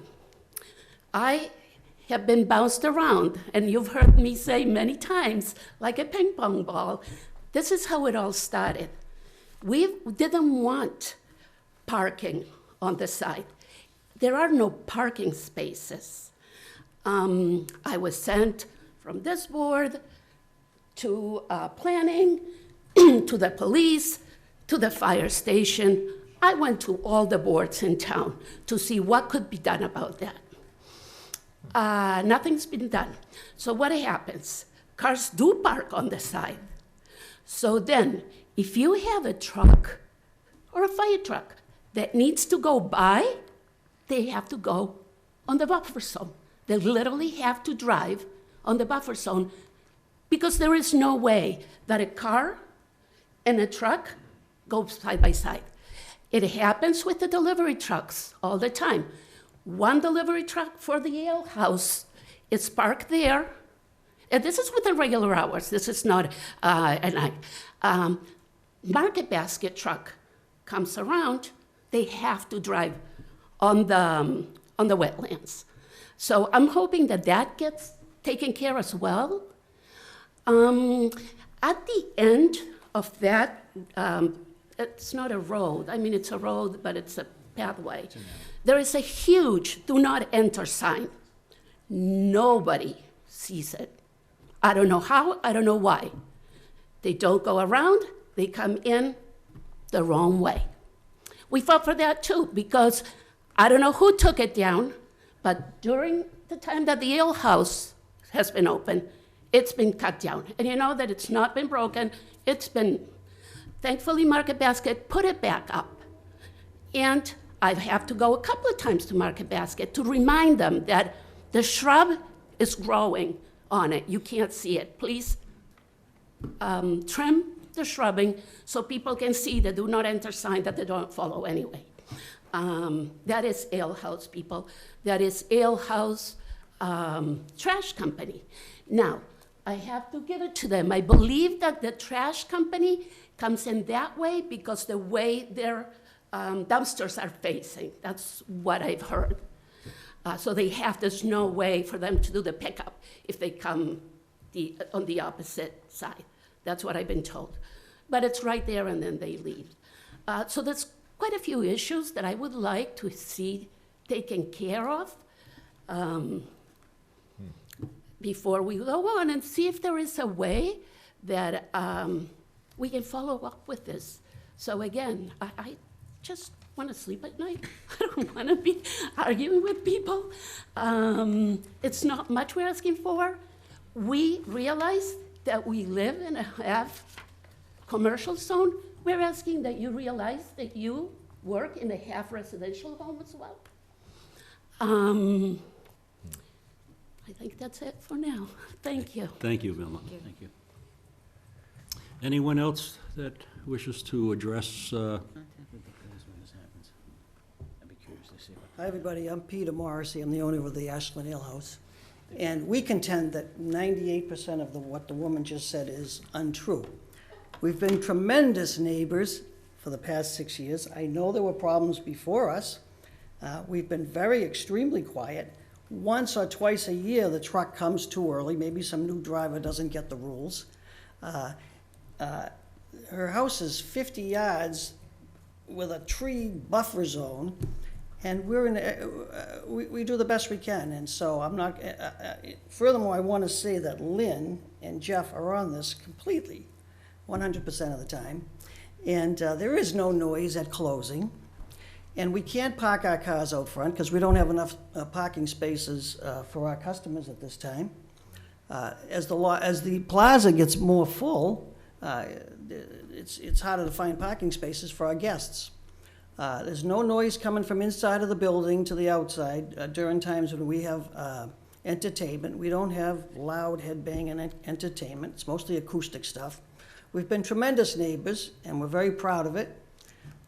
We've brought a restaurant to town that everybody seems to enjoy, and we keep the back of the restaurant clean. We do not park in any way to interfere with a fire truck from making its way through.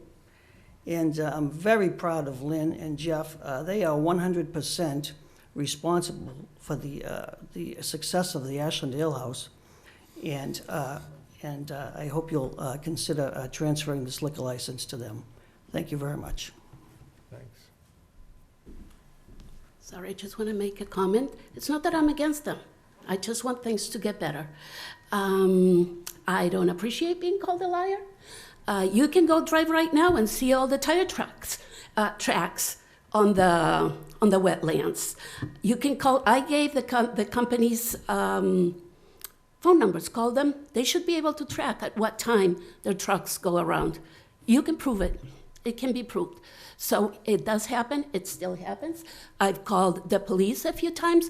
I didn't want to. Not that I didn't want to, because I've been told by many of you, make a noise complaint.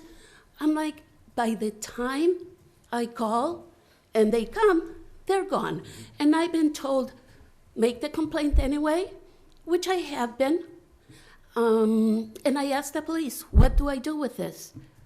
Well, I don't know. We just take the noise complaint. I'm like, oh, okay. So there is a record of it. I don't get up at 3 o'clock in the morning just to call the police.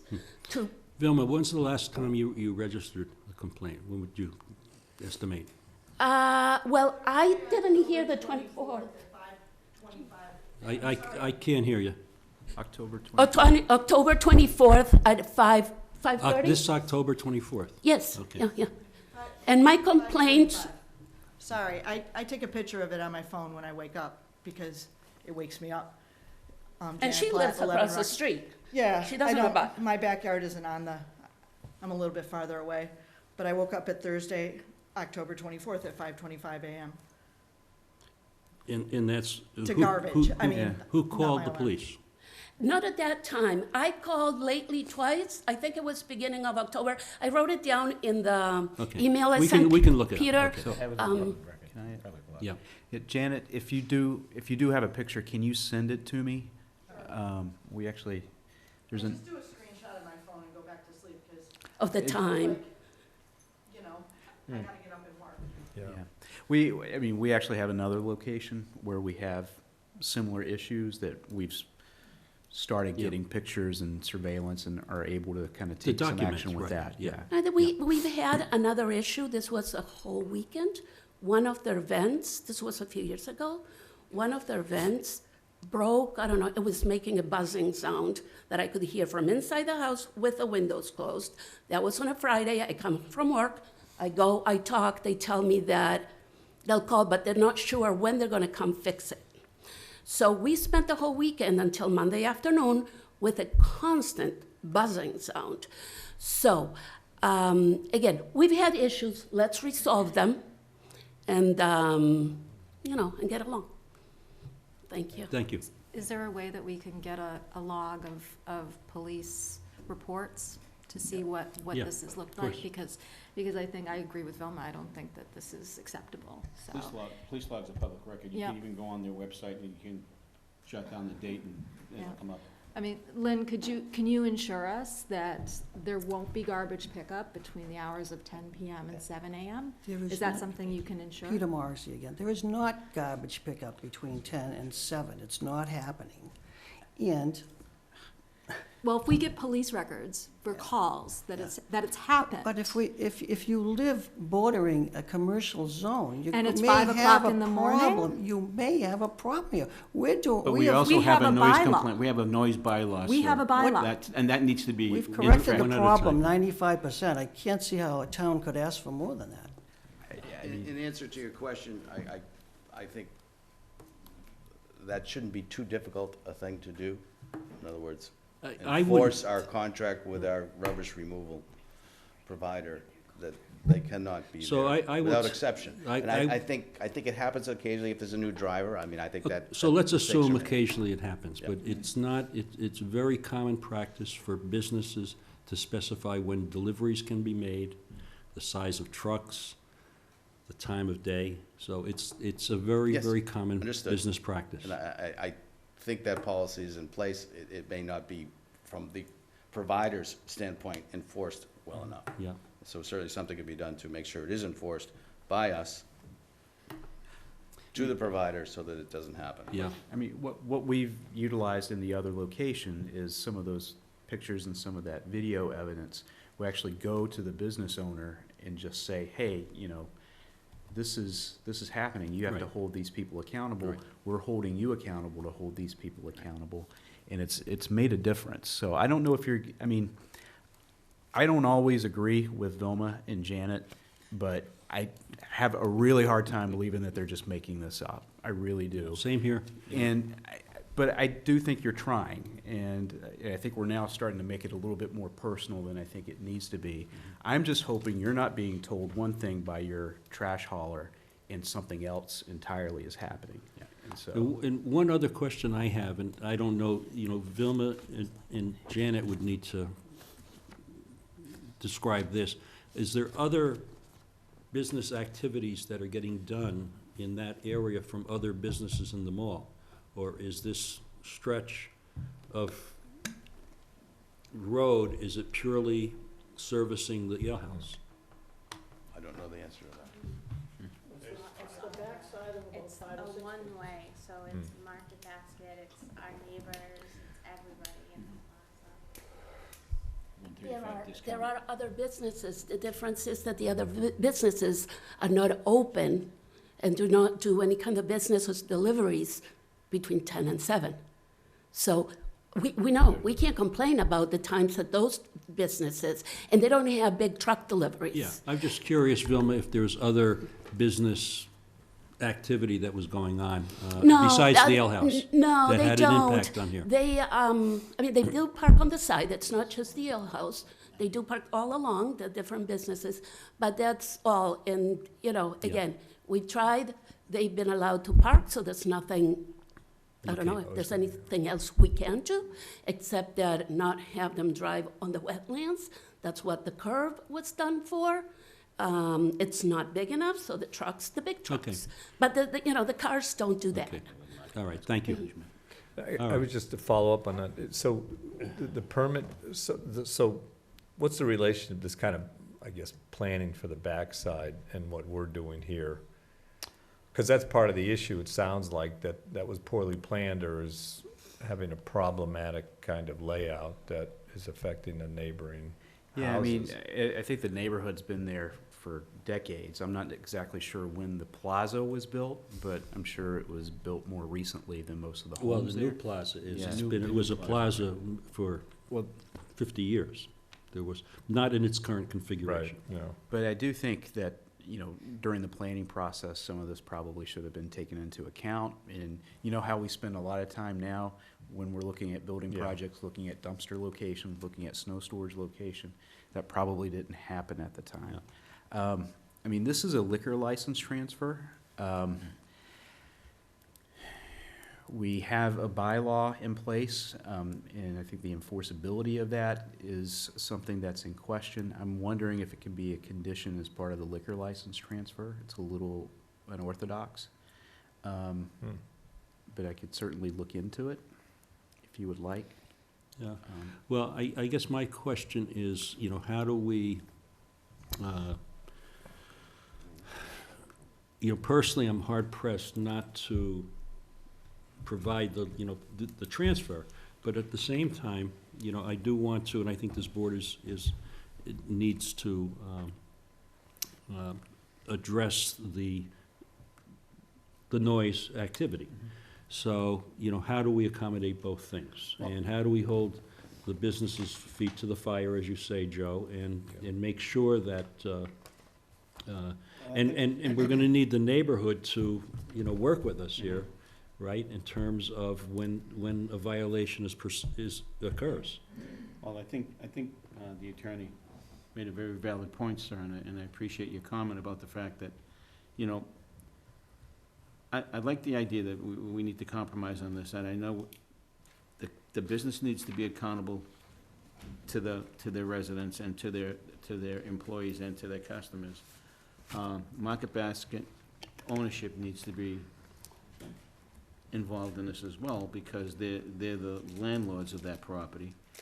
However, the trash people need to be aware that we have this noise bylaw. And I would suggest that the new owners would send a copy of that bylaw to this trash company with the caveat that if trash pickup is done earlier in the morning and violating this law, we'll have to look for a new trash vendor. And as simple as that. As simple as that.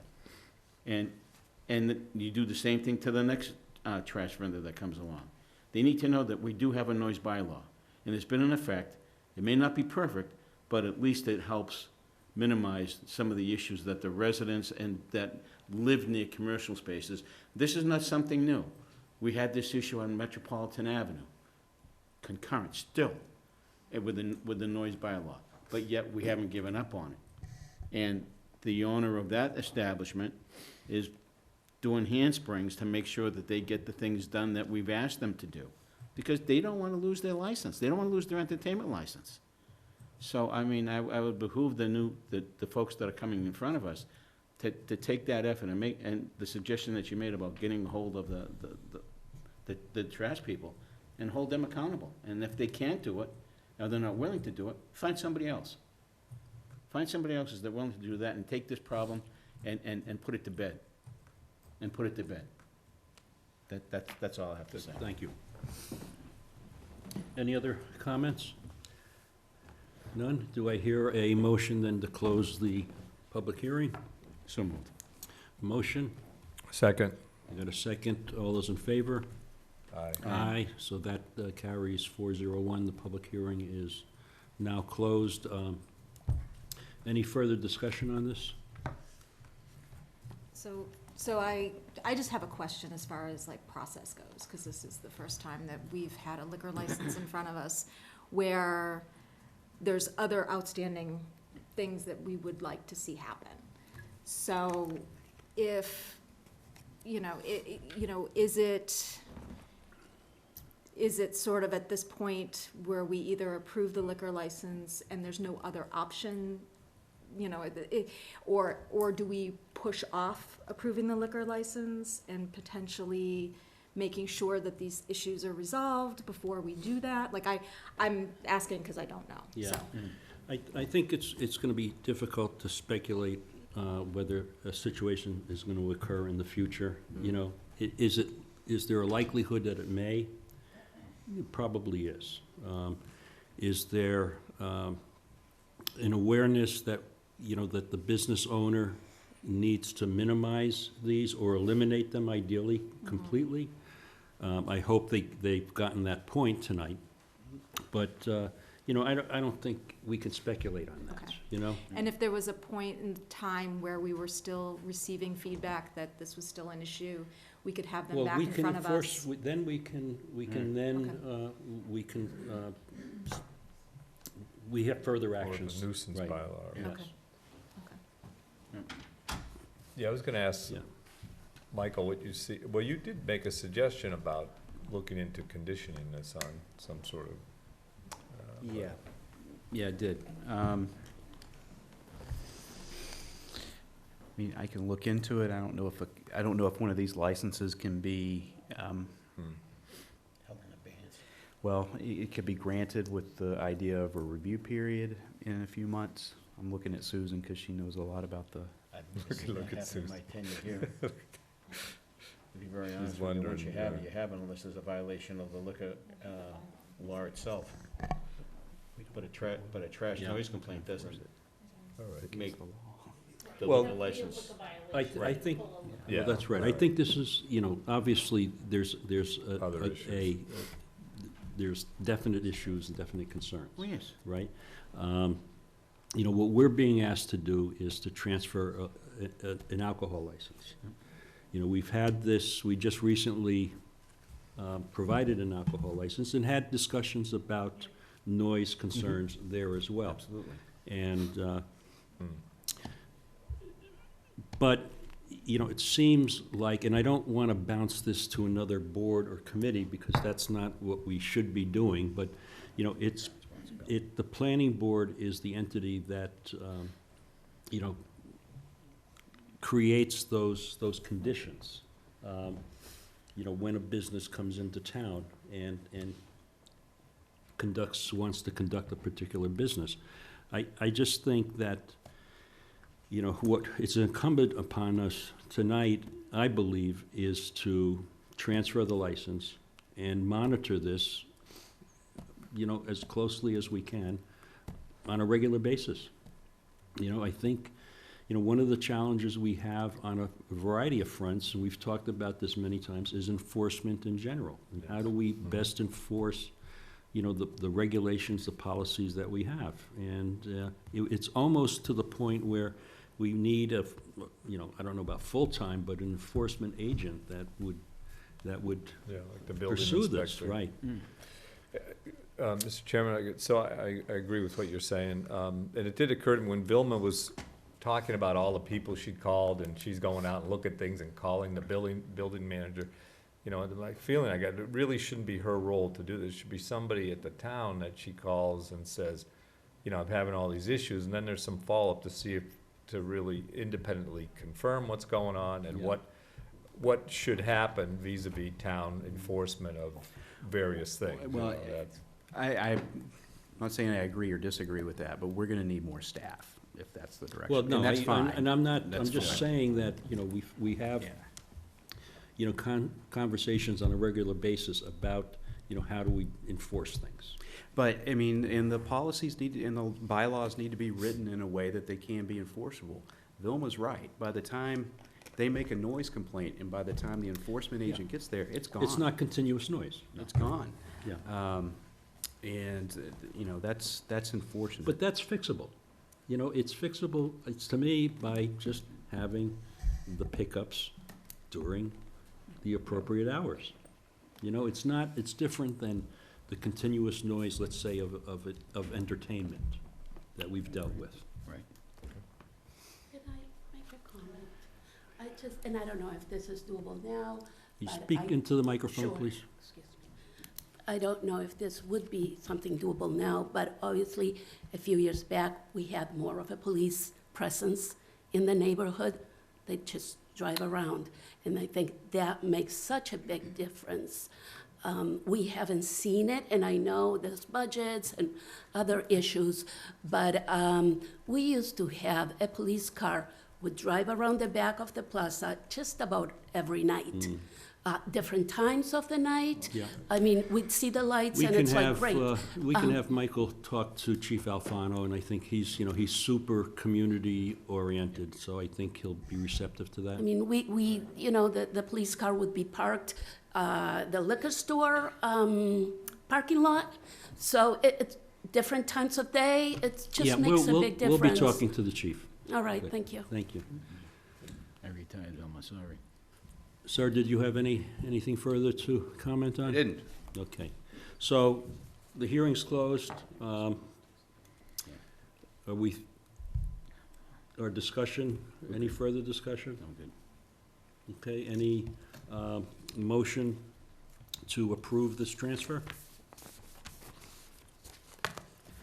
Without any caveats, I would make that motion, and I would just hope that the new owners make a real concerted effort to be vigilant of that noise issue, and maybe just as an idea, that whoever picks up your trash, when they do it, they sign a log.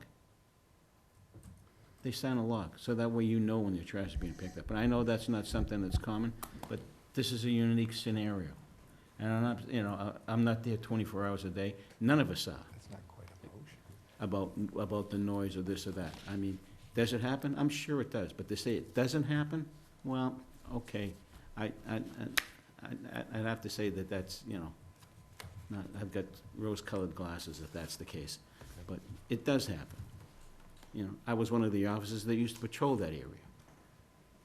That's 6 years since, but all I can say is that, these things do happen. And you're right, by the time the officers get there, it's gone. It's gone. So if you take pictures, you do that, and you call it in, at least you have a public record. But logging, having somebody come in and say, yep, we'll sign the log. What's that, 2 minutes out of their day? Especially if they're picking it up, after 10 o'clock, you're there. You're not there at 4 o'clock in the morning, so you don't know. But if you're there between the hours of operation when you're there you go. Now you have proof. Just a thought. So you made a motion I did. without any caveats? Without any caveats, right? I'll second But that motion, Okay. sans the. But I just wanted them to understand that. Yes. All right. And there's So- still paperwork that needs to be submitted, correct? Well, Yeah. it'll be There's still- conditioned Right, on the condition of that. the application being complete, so. Right. Right. So we've got a motion, we've got a second. Any further discussion? Hearing none, all those in favor? Aye. Aye. Aye. And that carries 401. And so, congratulations. Thank you. Good luck. But you have a responsibility here, I just want to point that out, so. And maybe by the time you get all that paperwork in, we get it sent in, maybe there's something you can do to talk to the folks that pick up trash. So that gives you a little buffer time. Will do, thank you. Thank you. Good night. All right, next on our agenda is to review a town meeting warrant and the speaking roles. So I'll turn this over to Mr. Herbert. Oh, I'm sorry, I apologize. Mark, you're on. I apologize. Somebody leave their glasses? Glasses, somebody? Yeah, someone's glasses? I bet you they're Diane's. Well, I see. Yep. Okay. Evening, again, Martha Sony. Back to Eversource. That's what I wanted to really comment on. First of all, Mr. Chairman, I sent an email to the town manager. You haven't read it yet. That's correct. This was what I was afraid of, for being passed on. And I'm not accusing anybody or anything about that. But the Eversource pipeline, I'm going to ask through the chair, to both town managers, if I can they elaborate what I've been doing and how the Eversource got on my radar and how I assisted a little bit with the report for October 30th at the library. Mark, could you repeat that? I'm sorry. The pieces of paper I gave you. Right. I was told by Jen that it's still alive and kicking. Yes. And I went to the library yesterday. Oh, yeah, and you did a lot of research on it. Yes. Yes, okay, now it's all coming into focus. Yes. Yes. And you still have it, and I thank Jen, and I thank Megan for giving me the direction of what's going on. And I got the environmental report of it, and I got in the October 30th conservation binder. Then one little section, there was the right of conditions. It said, in it, it said it was brought into focus by a resident from another town. Can you say who that resident of the town was? I believe that was you, Mark. Yes. That's why I kept on asking about the right of way too, that I gave you. Yes. So I've been deeply involved in this. That's what I've been saying to last, I don't know how long, I want to work with all bodies, all boards and stuff like that. I understand that citizens are gonna be going through property damage for a pipeline that's coming through that's not gonna benefit Ashland at all. It's gonna benefit Framingham. And I said this at, Sue heard me say this yesterday. It's not gonna be worth for the residents of the town for something that is not gonna benefit any of them. So going through property easements, which that piece of paper showed that there are pictures in the report of where they are. Those residents, Pinecrest, Pennock and Hardwick, are gonna be going through that, and Metropolitan and all the wetlands. Eversource won't pay back, get the payback of the people, all that stuff, that those properties are gonna be. And Eversource, in their right conditions, said they will at a timely manner, but they haven't done that.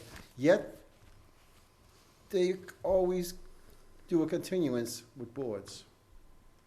So, this town, and Hardwick did it a little bit, that I found out, that they understand that Eversource is trying to be bigger than anybody. But going down to do a pipeline and saying they were reimbursing, replenish what they do with damage, it's just not gonna go into focus quickly for them. So I'm saying to all boards, all residents, all towns that's involved, maybe Framingham should party up somebody to help pay back what's gonna happen to Ashland's property and easements and stuff like that. May not wanna be heard, but they gotta realize that why would Eversource wanna do this if they know it's gonna be a pain to their paying customers? So they're gonna pay extra. So through the chairman boards, anybody listening now, I'm open to be approachable, to work with. To town management, and Megan and ComCon, and Hopkinton themselves, I'd like to thank all you for putting me in the point of the direction, and to Eversource. It's gonna be a battle, and those battles started with those signs of the Eversource no signs. So I again want to say to the town management, keep those pieces of paper, keep me involved, reply back to the select board. You need that sit-in announcement coming back soon, because Eversource is going to keep on continuing canceling their appearances. They are canceling their appearance against conservation recently. Surprise me. It's not worth, as a town, to be piped and not get anything out of sight. Thank you, Mark. Appreciate it. And by the way, don't feel bad. He doesn't read my emails either, so. Yeah, but I take it as serious, and I don't think all the citizens are gonna wanna say, when is this gonna happen, or why is it gonna happen? All right, thanks, Mark. I will say, Mark doesn't have to respond to this, but I do like the usage of this new verb, this term, get piped. Get piped. That's, It's like ain't no quid. yeah, it's like, we're gonna get piped by Eversource. And we don't wanna do that. All right. Thank you again, Mark. Next item is review town meeting warrant and the speaking roles for town meeting. So, Mr. Herbert? Sure, so, Article 1, here report of the town manager. We'll just update some of the things that have been passed at previous town meetings. I'm assuming Article 2, the fiscal year 2020 appropriation and the free cash transfer, you would want Brittany and myself to handle? I would think that's been traditional, Okay. right? Number 4, typically, I think Joe has been I've done that in the past. Sure. discussing that one. Joe actually lowered it. So number 4, we should probably just denote what they are as well, right? Okay, Yes, so Article 4 being the Yes. property tax exemption, what we call the 41C.5 property tax exemption, which gives certain qualifying seniors, from an age and income standpoint, tax break on their real estate taxes. So this year it's going up a little bit to $678. So Joe, you're gonna do that one? Sure. Okay, we're good All right. there? Good there. Continue. Article 5, and I would suggest Article 6, which should be done together. Yes. Article 5 is the approve the purchase and taking of land at 0 Tri-Street. 6 is approve the development restriction at 378 Elliott Street. I think I could certainly do a small presentation, which is really just an overlay of the map, kind of showing where things are, but I don't know who wants to introduce it. Anyone have a passion for this one? Well, I want to do 13 and 14, but I'm happy to do this one as No, well. Okay, actually, I was hoping that you would do number 12, which is the Are we going net to do that zero. one? I'd love to do that Well, one if we're going to do What it. I want to do, my expectation is that the board members at least introduce Everyone. the article, and then if it's turned over to sustainability, then we just do Yes, so. I think that's So- great. I would just caution you, though, the last time Adam insisted on, I don't know, but Yeah, because I got lost out on that one. That's right. I didn't do the introduction because it went directly to those that were gonna talk on it. Well, I think it's just a matter of communication. Yeah, right? it's Okay. fluid. Yeah, I mean, All right, especially. well, I agree with you, Steve. Yeah, That's- especially articles that we are, Yeah. so we sponsor and we support, I think it's important. Yes, So- I'm certainly, Yeah. I think I'd love to do number 12. Yeah. Okay. Okay, So So just you- for people, for purposes, we're kind of going a little bit out of order. Yeah. Sure. Article 12 is the net zero resolution. So, All right, so 5 and 6. I don't have any objection to doing it, unless someone else wants to push it. So, all right, we'll put Rob down for that. okay. And that, I think we talked about actually combining, Rob's presentation or initial comments would combine both. We combine both, and I believe a member of Concom would be available to add some, color to this whole scenario, should that be needed. All right, Okay. okay, especially 5, all right. Article 7 is, again, dispose of real property. That's the historical renovation of 433 Right. Chestnut Street. Yeah, okay. Actually, I'd like to do that one. Okay. Yeah, let's, one thing I don't want to forget about is Yolanda. We've Okay. got some for Yolanda. Oh, you, Steve this is, is what happens Steve when is you don't good. show up. Okay, so would you like her to do the authorized easements along Main We'll Street? do Yolanda for the easements. You snooze, you lose, right? Right. The next two are CPC articles. Yeah, usually you go right to CPC for that one. Usually, Joe but I and think, Aaron. again, I think it's not a bad idea if we're gonna just introduce the, especially if we're going to indicate our support for passage. So I'd like to do those two.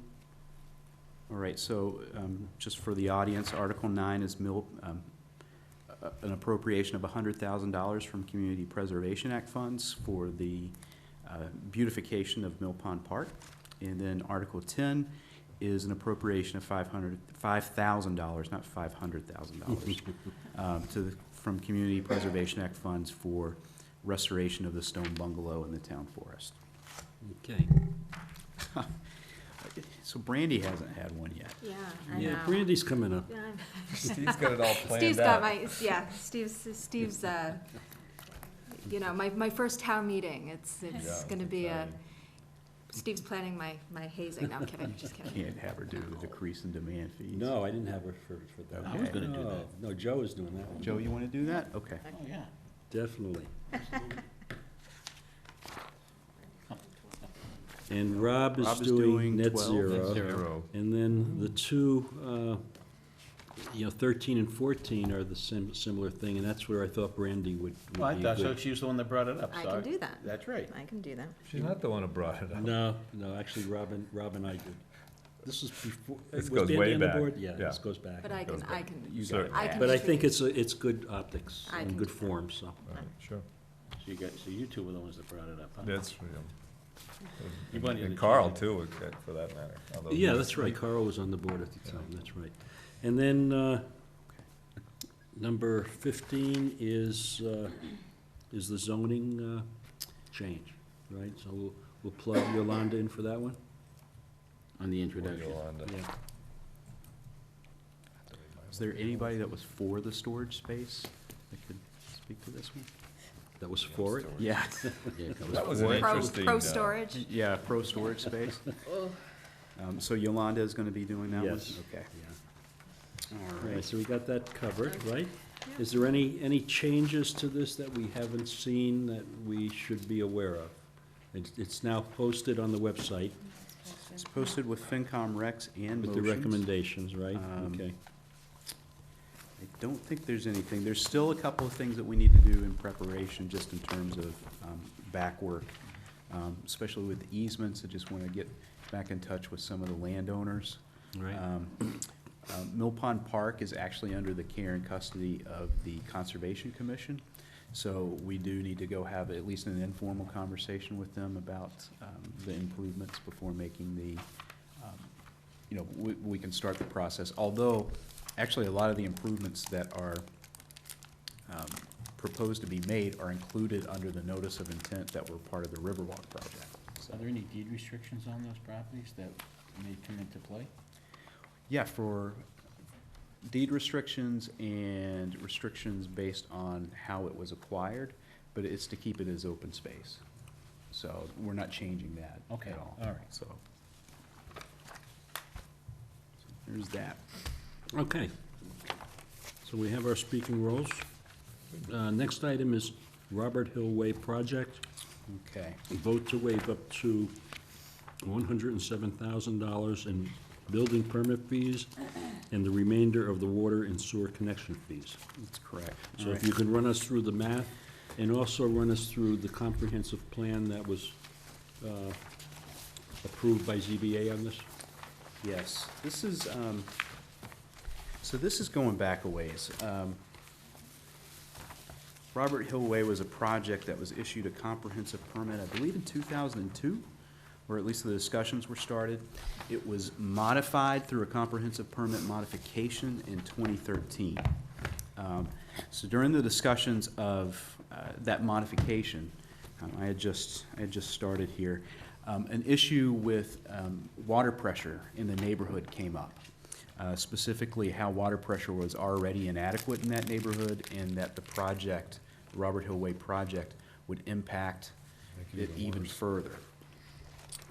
So as part of that discussion, the town manager at the time made an agreement to install a water booster pump at the town's expense. At the time, we were thinking about $350,000. And Robert Hill Way, or the developer EA Fish, would be making a $50,000 contribution to that, or they would put a booster pump on their property, like just on their property to service their development. And so that was inserted in the comprehensive permit. It limits EA Fish's contribution to $50,000 to the town. Okay, so fast forward to 2019, where we are now, with construction starting, and this has really kind of emerged over the last year. Once we went out and got pricing on the booster pump, it went from $350,000 to $700,000, and probably if we were gonna do it on the public side, it'd be closer to $1 million, I would say. I said that's not going to work for us. We're not going to pay that. So they said, well, we're gonna then, under the comprehensive permit, do a booster pump on, just to service their development. We told them that, no, that wasn't acceptable either, but they're like, it's in the comprehensive permit. And I said, I know, but it's gonna draw off further water pressure from the Independence Lane neighborhood. So that started a dialogue about how we're going to fix this. And so what we did is we revised some of the plans, and the agreement that we came up with that would need the board's approval would be to shift the cost of building the water booster pump station for the neighborhood to EA Fish. And in exchange for that, we would in turn waive up to $107,000 in building permit fees and the remainder of water and sewer connection fees on the property as well. So I did provide a sheet that should list all of that out. So that town waiver, the water and sewer fees totaled $153,000. Oh, so thank you. So we had the town had already agreed to waive water and sewer, a third of the water and sewer fees, so this is 2/3. So I'll just run through the math really quickly. Before you do that, go back in the original booster pump cost. What was that? $350,000. $350,000. So, under that scenario, they'd be subject to $50,000 of costs, responsibility, Yeah. and the town, the $300,000. Correct. All right. So under the current cost structure, utilizing the original comprehensive permit obligation, we were able to get if EA Fish did it, a revised booster pump fee of $580,000. So again, that's down from the $750 million we were looking at. And you subtract out EA Fish's contribution per the comprehensive permit of $50,000, that would leave $530,000 that the town would need to pay. Okay, so that would be a $530,000 deficit on our part, or debit on our part. Under the revised agreement that we have, you would have that same booster pump fee, which is $580,000. Subtract out EA Fish's contribution per the comprehensive permit for $50,000, and then the town would waive building permit fees of up to $107,000, and then the town would waive the remainder of the water and sewer fees of $153,000. And the remainder that's left and that Fish would take responsibility for is $269,349. Okay. So just to clarify, this is still in line, our The $300,000. cost of towards this booster pump is still in line with the original cost of the, Of what we're gonna put in. Well, actually, it's $100,000 less. that, well, Yeah. yeah. Don't want to say that necessarily publicly, but yeah, Yeah. it's $100,000 less than. is what we're giving up here. 260 versus 350. Correct. Yeah. So, but it does require a vote of the board to waive those fees, and I think it makes financial sense for the town, obviously. That neighborhood needs a booster pump, Yeah. regardless of the Yeah. development that's going in. Just to want to because when we've discussed in this past, we've talked about the financial benefit. Of course, there's a number of issues, but did we always discuss the cost of these fees? Was that part of the deal that, as we talked about it? Because we were supposed to be making, one of the upsides of this is we're getting fees. So the original discussion that you had when you were having the modification of the building, or of the comprehensive permit, and Rob, I think this was before you were on the This is board, 2013. was the waiver of 1/3 of the water and sewer connection fees. So, this hasn't really,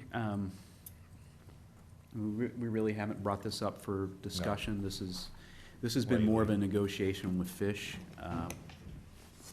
But I'm just saying, we have thrown around numbers like we're getting, what was the number we're getting? We're getting some sort of. Well, the cost of the lands, right? The what? Cost of the lands. The cost of the land, that's Yeah. correct. Yes, we are getting the cost of the land, which has already come to the town. Yeah. So that's over Phase one. 500,000, yeah. So that's it then, in terms of what, other than the affordable housing? The affordable housing and then the tax revenue, which I don't have that number Okay. for me right now. So, There she is. We gave you all the great Warren articles, or they gave you all the great. Sounds good. So, I got it. okay. Welcome. Thank you. Sorry I'm late. All right, so thanks, that's the question. Need some candy? No, I'm good. I was gonna say, She's got it all over there. Where are we at? Okay, so where we're at, if you want to just review it real quick again for Yolanda, we're at the Robert Hill Way vote Okay. for. Yeah, we were just discussing what the cost would be to the town under the original comprehensive permit modification in 2013. And with the revised booster pump cost of $580,000 and Fish's contribution of $50,000, the remainder that would need to be paid by the town would be $530,000. Under this revised agreement, the town would agree to, well, the revised booster pump fee would be $580,000. You subtract out EA Fish's contribution of $50,000, and then if the town waived the building permit fees and the remaining water and sewer fees of $107,000 and $153,000, respectively, it would leave a remainder to be financed by Fish of $269,000, $349.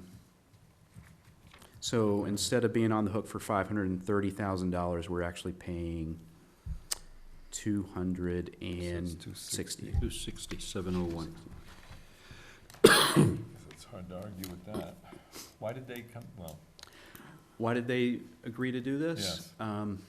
Because I don't think their development would have moved forward otherwise. Okay, and a quick update on the status of the developments. They've started construction. They've started construction. They've closed.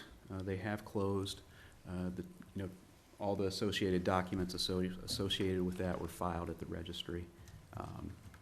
So they're moving. Okay. Any further discussion on the Robert Hill Way project and the waiver? Just a quick question with respect to this project and the 40B application for paperwork. Now that they've already started construction, can we? We have, are you talking about the submission for Safe Harbor? Safe Harbor, yes. Yes, so Peter has sent notification to Department of Housing and Community Development requesting Safe Harbor status based on these units. He did request return receipt, which he received. Usually it takes a couple of weeks to get that notification back, whether or not it's approved. Mm-hmm. Thank you. Good. so just a question, as far as if we would approve this tonight, where, like, do we appropriate this at town meeting, or is this, no? Okay. I'm There's just- no appropriation Okay. necessary. Gotcha, all right, Okay. thanks. So do I hear a motion regarding this item? So moved. Second. Okay, a motion and a second. Any further discussion? If none, all those in favor? Aye, and that carries 5-0, so this motion is approved as presented. Okay. Okay, next item is the Triple E update. Really not much, except the fact that we have received notification from Mr. Orem, our health director, that we still have not, according to officials, had our first hard frost. I thought that would have That's something. passed, so, We had it the other yeah, night, to be honest with you. Global warming. yeah, so we're still in a critical stage. I have not seen a mosquito in a while, but, I actually saw one on my windshield the other day. I forget Really? where I was driving, but I'm like, Yeah. that's a mosquito on my windshield. I There's- was like, yeah. what? I There killed was an one in my article- house. so that's one less, thanks to Yolanda. So, The bug on the windshield. But the Globe had an article this morning about that we haven't had that hard frost yet, so that Well, there's it still needs, mosquitoes that exist. It needs like 4 hours at 32 degrees to be considered a Yeah, I thought I heard 28 degrees. It's gotta hit at least Oh, really? 28 degrees of some Maybe sort, this so. this weekend it Up the other should, day and there was- this there was weekend it's gonna frost. get Yeah, cold, so. yeah, it is, that's right. Kill the mosquitoes this weekend. Okay, next agenda item is addition of no parking signs on Water Street. all right, thank you. Since the establishment of 21 Main Street and the Bagel Table, we have talked about issues related to parking in that area and how to accommodate parking for all the businesses that are there. you know, one of the things that we're also trying to be cognizant of is how it impacts the residential neighborhoods around it. So this is a situation that has come up. One of the resident at 1 Main Street was having an issue because people are parking on Water Street between the intersection of Main Street and the, you know, on back. And their driveway, actually, even though their address is Main Street, their driveway is on Water Street, and they could not pull out of their driveway or pull back in. So they requested some assistance with that. Chief Alfano and I went down there and last week and took a look at it. Thought the addition of a couple of no parking signs would make, in some subsequent enforcement, would make a big difference. Chief Alfano also went there with Doug Small today to kind of look at some of the specifics of it. So we're requesting the addition of 2 no parking signs. I think they're noted on the graph here. This is almost like my handwriting on the UGC development plan. It made a repeat appearance. There you go. So, and it's requesting 2 new no parking signs, one on an existing post, one on a new post, at basically the end of the Ashland Historical Society parcel that intersects Main Street, and then the one further back. Yeah, okay. How far back is that one? Do we have any idea? I don't have a footage, so. I think you can see in this picture, I think it's probably here. Yeah, So, it's so probably Michael, so when there was a person here, I don't know, some time ago about the Water Street, I don't know if it's the same person. Yes, that's Mr. Ramsley. So he at the time mentioned that, you know, he didn't have any trouble with the Historical Society and their parking for their events. Is this are they gonna be able to, is this gonna affect Historical Society parking? It's gonna affect anybody who tries to park, who utilizes that section on the side of the road as a parking area. So, and that happens whether it's, you know, employees from the Bagel Table or other employees of 21 Main Street, or whenever there's an event, whether it's at the Historical Society or whether the Dragonfly Festival happens. So what's our? Well, So we're gonna lose a couple of parking spots. So is this circumventing the traffic study committee? Well, it wasn't meant to circumvent the traffic I study just asked, committee. I just bring it up So- because I'm on the committee and this is the first I was aware Yeah, of it. we literally looked at it last week. Because we're meeting next week. Okay. You wanna defer it until then? Well, maybe you should, I don't know. 'Cause I'll leave it up to you. You guys did all the work. I mean, it makes sense of what you're saying. So You know, I with mean, your roadway traffic safety hat on, do you agree with this? Well, we have some issues like on Cherry Street with no parking on one side of the road. But when there's an event, we bag it. Oh. We bag the Right. signs. Which is the same thing you could do Here. for the Dragonfly Festival or any other festival that the Historical Society has. Because most of those events are usually on a Saturday or a Sunday, or maybe a late afternoon. And you can bag those. Yeah. You can bag those. It's not every day, but it's on certain events. Well, I guess I'm trying to get at, why was their driveway blocked? Like, what was? Just because, you know, from think this picture is a good geometry, example. yeah. Right. It's a narrow road to begin You with. look at If this you park on picture, one side of the road, you can't If get in. there's cars parked here and you're trying to get in, it could be hard to turn in Oh, so or You to turn couldn't out. get in or get out. So you guys look, you're limited to spaces that would block that driveway? Yes. And, you know, if you wanted to bag them for events, this couple is not, they do not complain. No. They were very agreeable.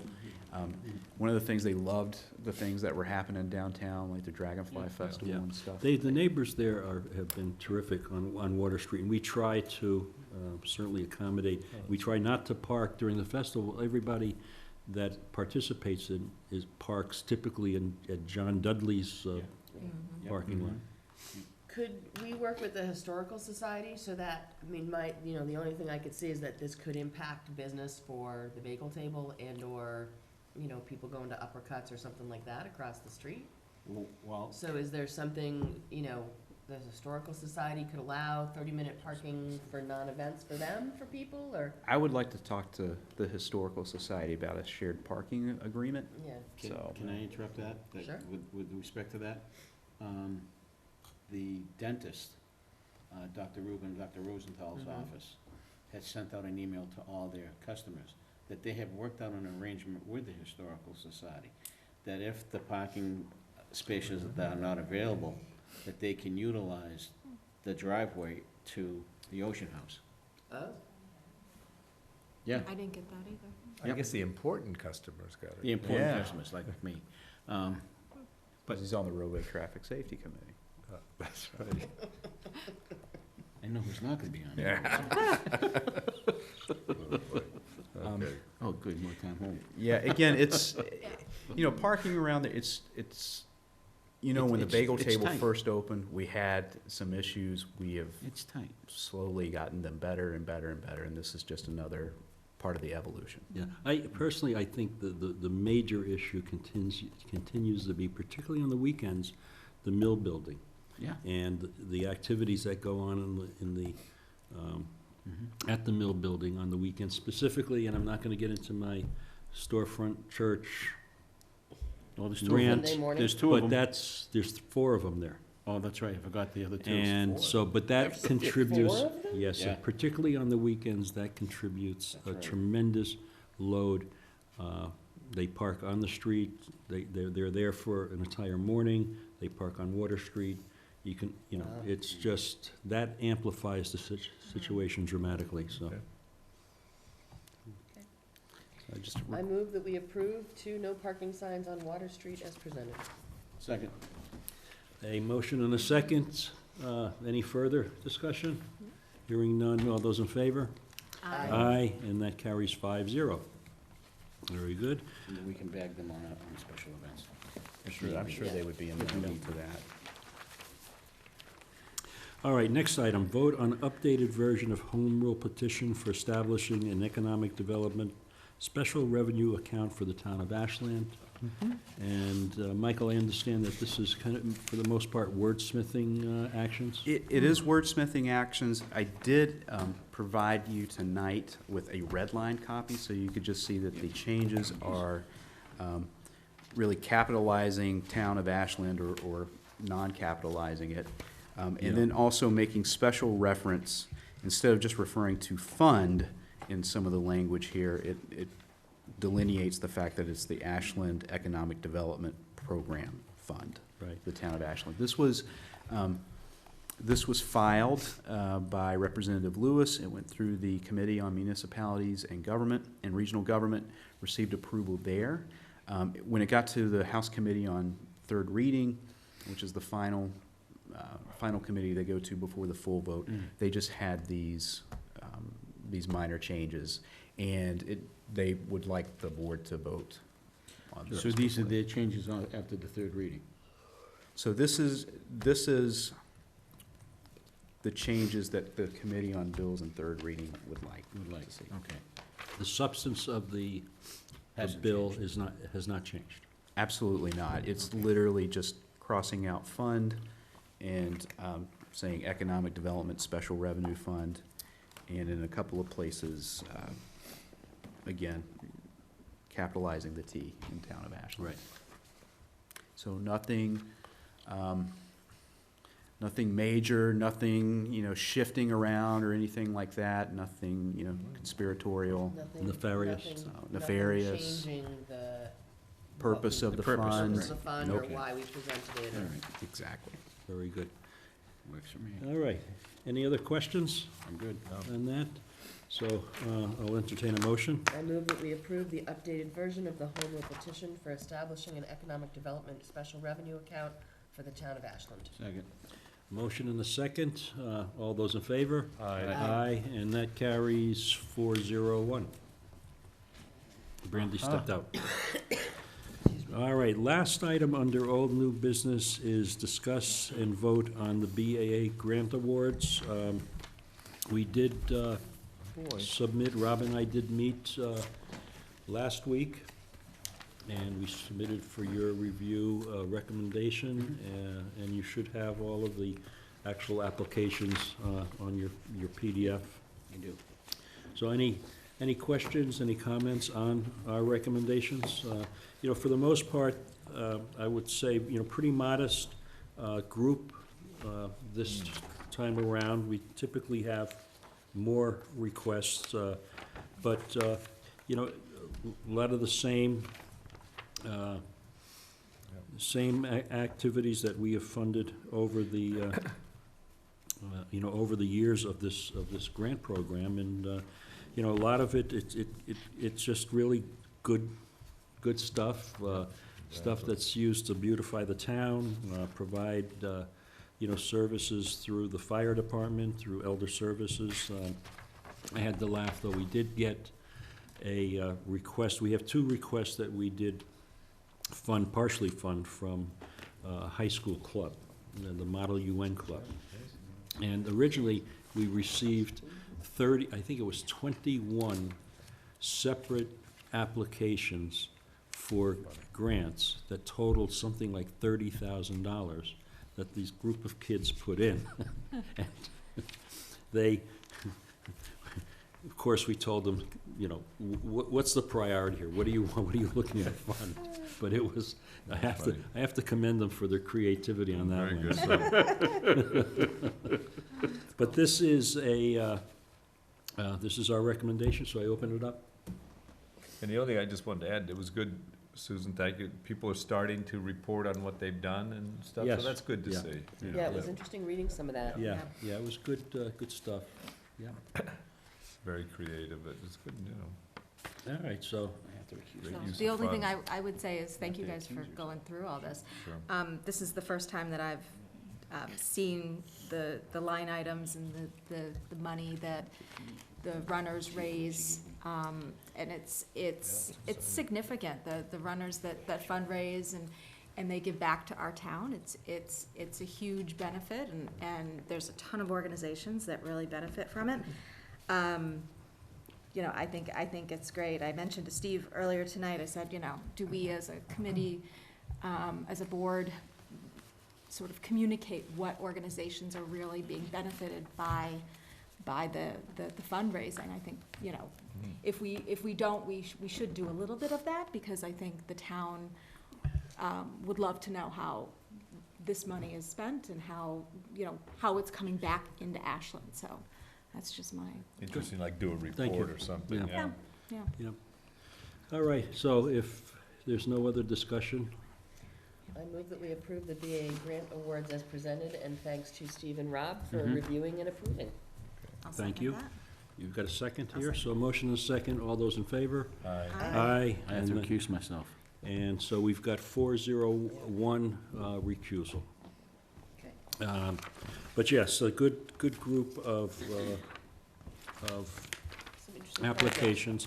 So one thing I did want to just piggyback on this as well, because this is something we've talked about in the past, is our own projects and what we would like to see, if we see something that makes sense to support. Just looking at the back. So one thing, don't go there. So one thing I'd like to bring up, and I'd like to propose for the board to support, is the parking lot sign in the sign in the back of our parking lot. It's a white sign that's been in disrepair forever. What I'd like to propose is that, and I'm not asking staff to do this, I can reach out to, as an example, Lou Mancini. Right. We've got it. You've got it? We've got a quote. Well, I'm proposing that we fund it. Okay. So, and do we have it, is it a Mancini sign? It is. Okay. Oh, good. Because it's kind of our standard. Right. Right? So we Right. want to We want to maintain keep that. we want to keep. So I would ask the board, do you know what the quote is? No, but I promise I can look it up and get it to you. Okay. We'll do it at next meeting. Yeah, Have next it, meeting, you know, but the yeah, agenda for that's next fine. meeting. We can do it at next meeting. Great. Perfect. Okay? That's great. Very good. Yeah. Okay, but, I want to encourage the rest of the board to, if there's something that, you see that makes sense, let's consider it, because we do, we have a war chest, in a sense, and, Yeah. so, But we have some big ones in the spring that we do, right? The ones for the decisions in every no, turn. decisions that we no longer fund. We don't have to do that one anymore? We've absorbed, remember we absorbed Kristen 3 years. French Yep. 5 years. as who was one of their employees onto our payroll. And So that that's counts as our $10,000 that we're not. Oh, that counts as our contribution? Yeah, yeah. And what about some of the stuff for the senior center? Has that also been absorbed? I don't think, yeah, we In the still provide spring. that. Yeah, Okay. so I did talk to Joanne about Okay. her, because her request this year was a lot less than it typically is. Oh. She explained, she found it hard to ask for the same amount because she had money in her Okay. account. So she just asked for what she Okay. needed, so, yeah. Wow. So it was good, but, that's, we have, I know if we start looking at things around town, we'll come up with ideas, so. All right, we're on to town manager reports, including but not limited to upcoming website redesign and communication plan. Okay, thank you. Two things. We are due for an update redesign. If you remember back in 2016, we switched to a different company that provided hosting services, a whole new redesign, Civic Plus. It's time to refresh that a little bit. I've talked to Paul. He knows that this is on his radar screen. It's part of his goals. So we're going to be looking at that. I think it would be great to have maybe some board input. I would suggest Brandy's been, really cognizant of the website and some of the ways that we could improve it. So I would suggest, obviously, it's your decision, that she could be the liaison to that.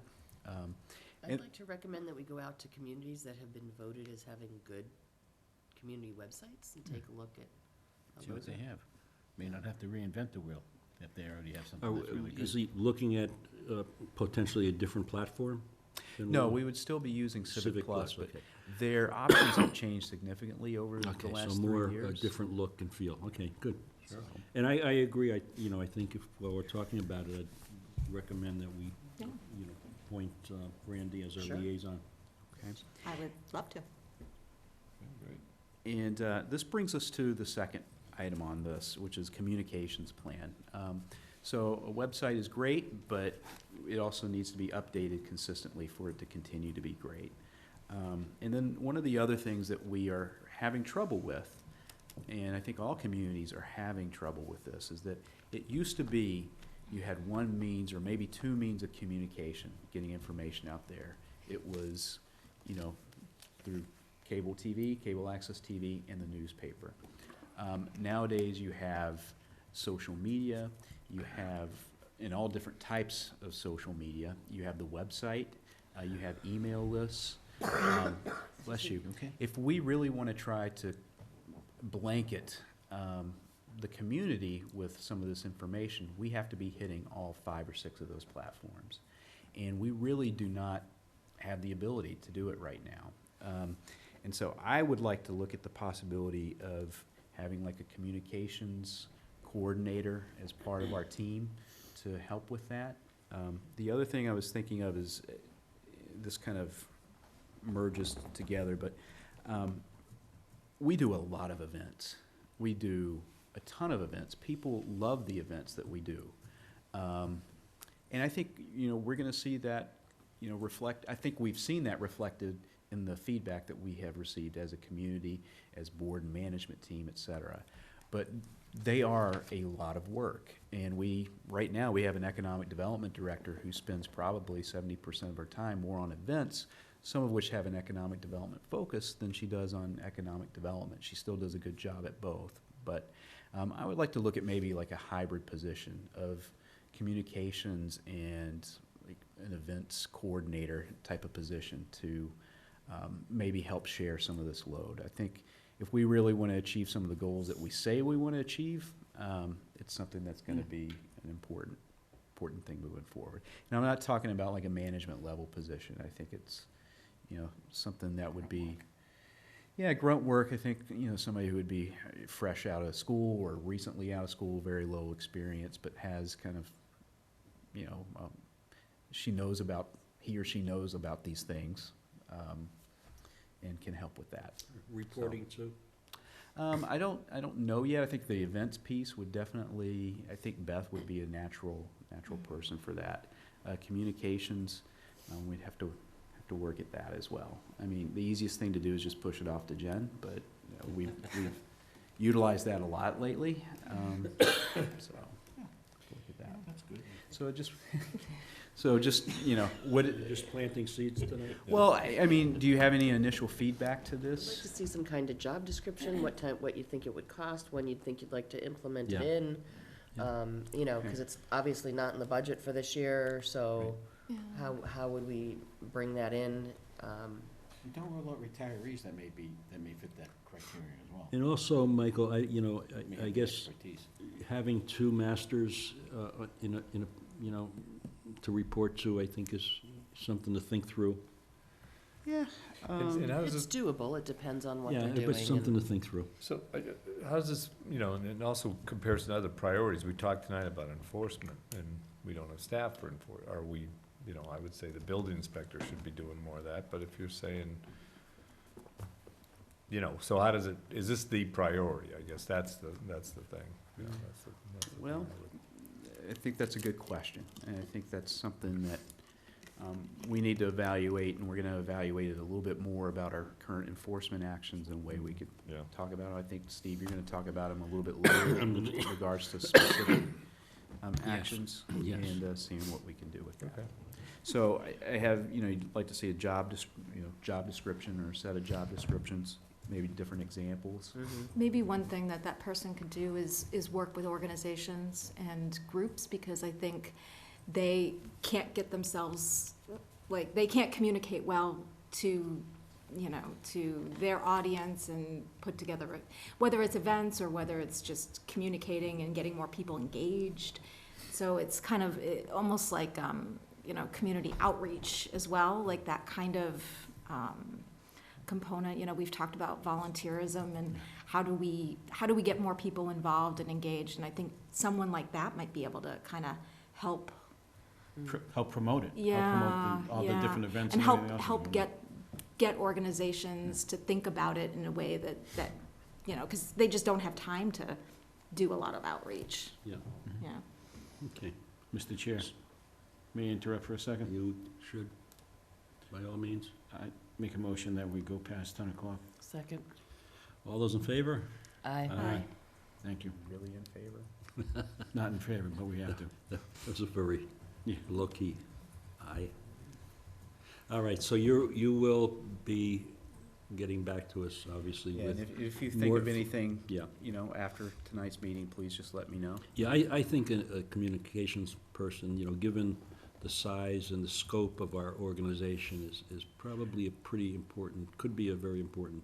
Medway has one, and I think it's really, really Yeah. been helpful for I them. will tell you, I'm not convinced necessarily the dual thing, but, well, my mind is open. I think it's important to have somebody that kind of owns the content of trying to get the website still updated and things like that, because there's things on there, and I know that it's things that get stale, and there's not anybody that's going through it and making sure that, oh, well, that's a year old and that should come down, and, reaching out to the appropriate people to update stuff. Right. So it's important to Yeah. have I think stuff. Susan does that every once in a while. for Yeah, us. Susan does. Susan, especially with the committee, she goes Yeah. through and makes Yeah. sure that How we do with, Yeah. how we do with keeping up with grant opportunities? That strikes me as an area that, we're constantly kind of, do we have the resources to apply for this one? Do we, Well, if you remember, I provided a report, actually not too long ago, that showed how much grant money we've brought in. Yeah, I'm which not is saying we're doing a significant. bad job at it, but. Where we are lacking, I think, is some of the sustainability grants, and Yeah, that so- should be helped tremendously by the sustainability coordinator, Right. which could be my next. Okay, Yeah. so that's so you think that'll help us with the grant applications, and the rest we're in It better. good shape, but. Good. And I just had two other items that aren't necessarily on here, that falls under the including but not limited to. First of all, sustainability coordinator. It's a good Yes. segue. Nice job, Rob.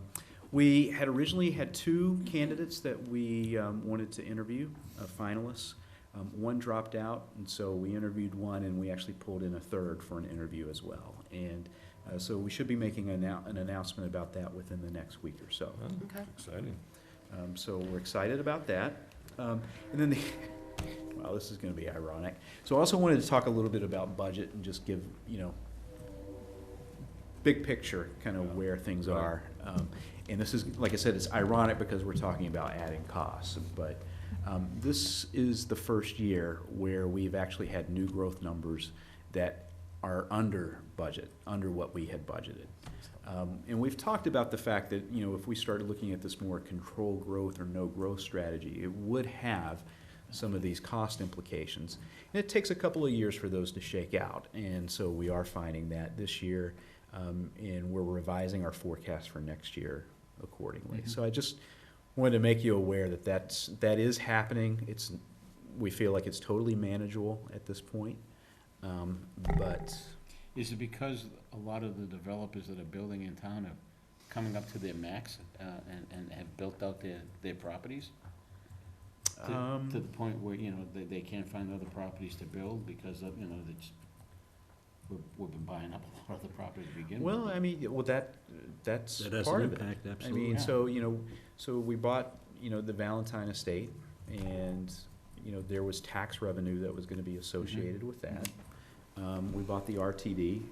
Certainly, we're talking about 180 units at UGC, but if we did not purchase the property, we'd be looking at, you know, an additional 500 units.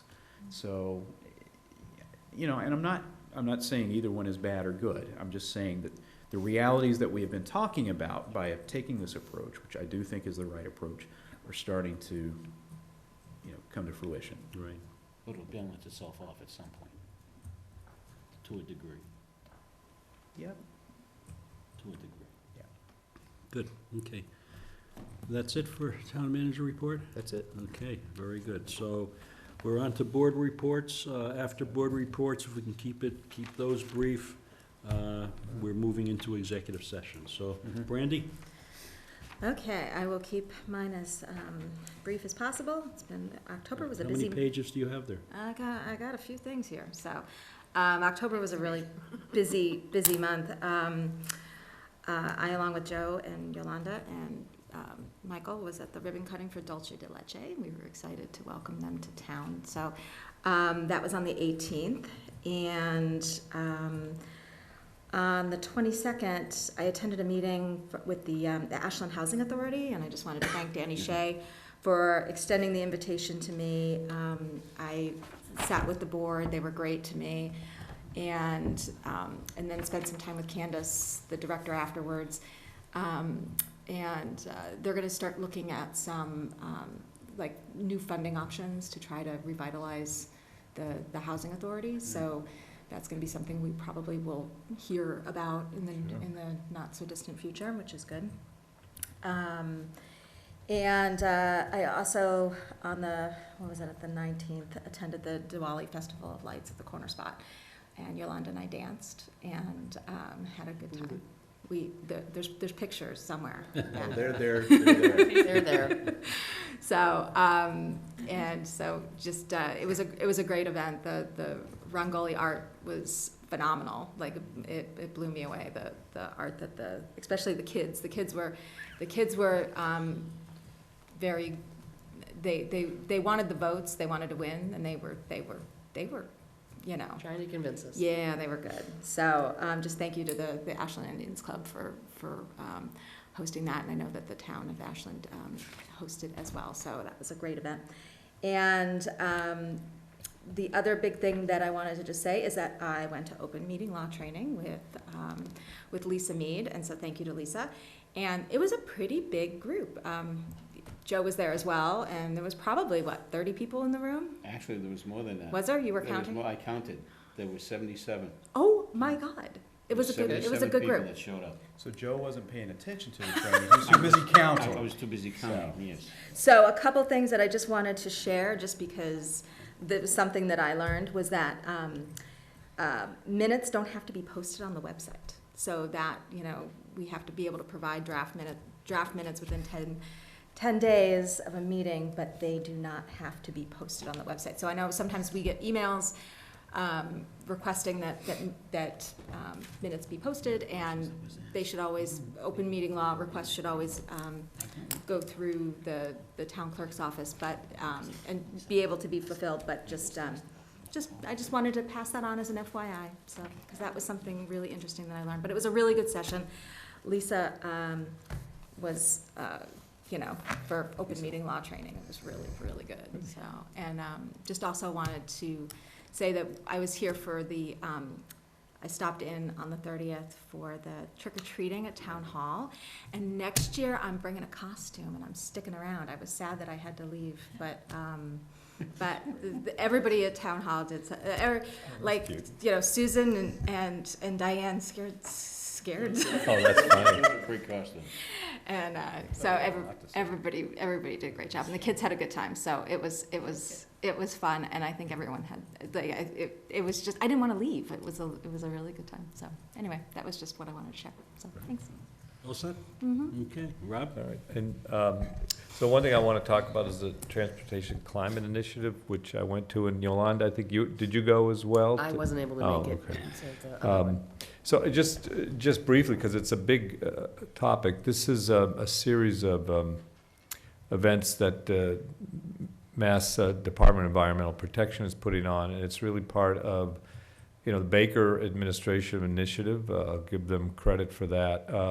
It's a 13-state cooperative, so the Transportation Climate Initiative is a way of addressing the need to improve our transportation for sustainability and climate change reasons, to reduce greenhouse gases and carbon. Transportation in this state, as probably most of us are aware, is one of the leading contributors to greenhouse gases. So this is, and I wasn't aware of this, but there's a 12-state compact moving forward. It's on a schedule now to be implemented in the next 2 or 3 years.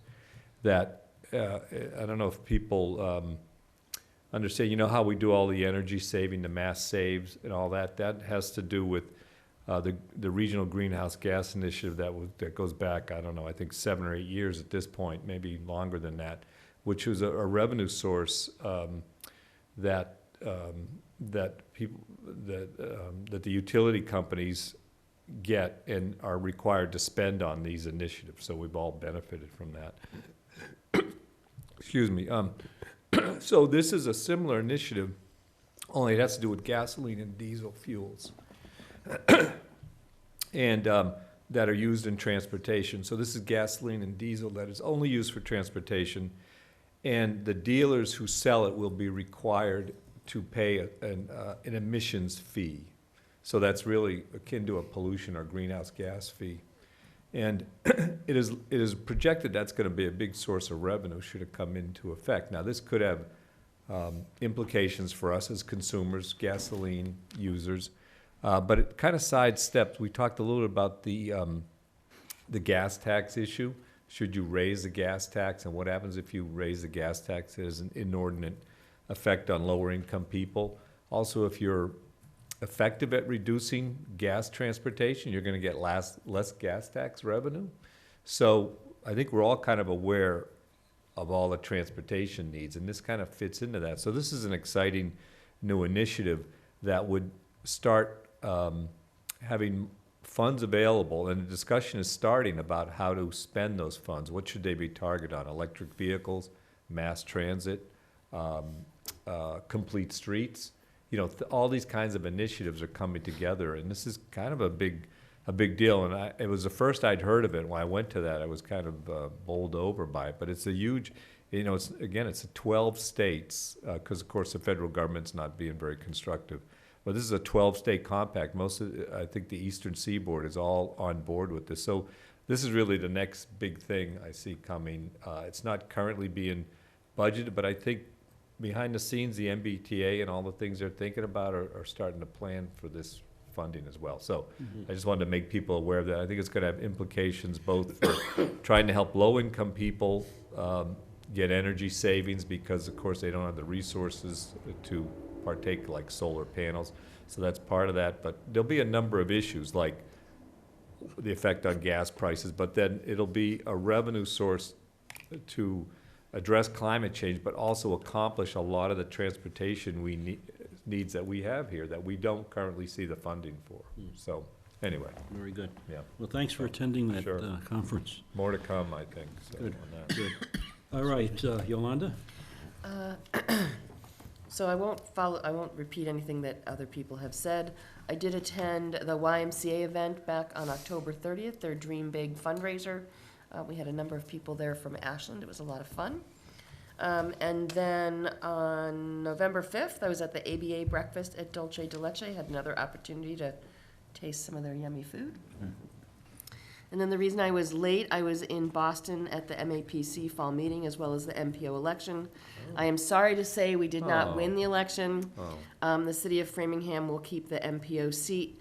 I'm realizing that we might not have gotten our message out. I talked to one or two people, and they didn't know the name Steve Mitchell as the chief elected officer. And unless they read the statement or watched the forum where the mayor and I sort of debated, Yeah. they didn't realize that They I would didn't be make the that one. They connection. didn't make that No, connection. that's too So, bad. I don't know the count. I'm going to find that out, and I can let you know that. Good. But one of the conversations the conversation tonight for the fall meeting was discussion about transportation, and they had someone there speaking about some of the new forms of transportation and how, in the last 10 years, between the ride shares and scooters and electric bikes and some of these other forms of transportation, that we're not getting cars off the road, especially not with the ride sharing, and that we're not doing enough to enhance and support public transportation. So they were looking at ways we could do that. Bus-only lanes apparently in New York City now. Yeah. 14th Street has become buses only. No cars allowed. So they're saying we should consider that. Like Mexico City.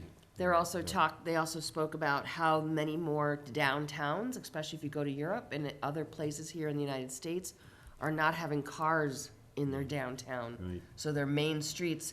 And it's interesting, as I was sitting there listening, I was thinking about a place in Europe that I go a fair amount, and I remember when I first went there, the trolley went through and you drive through.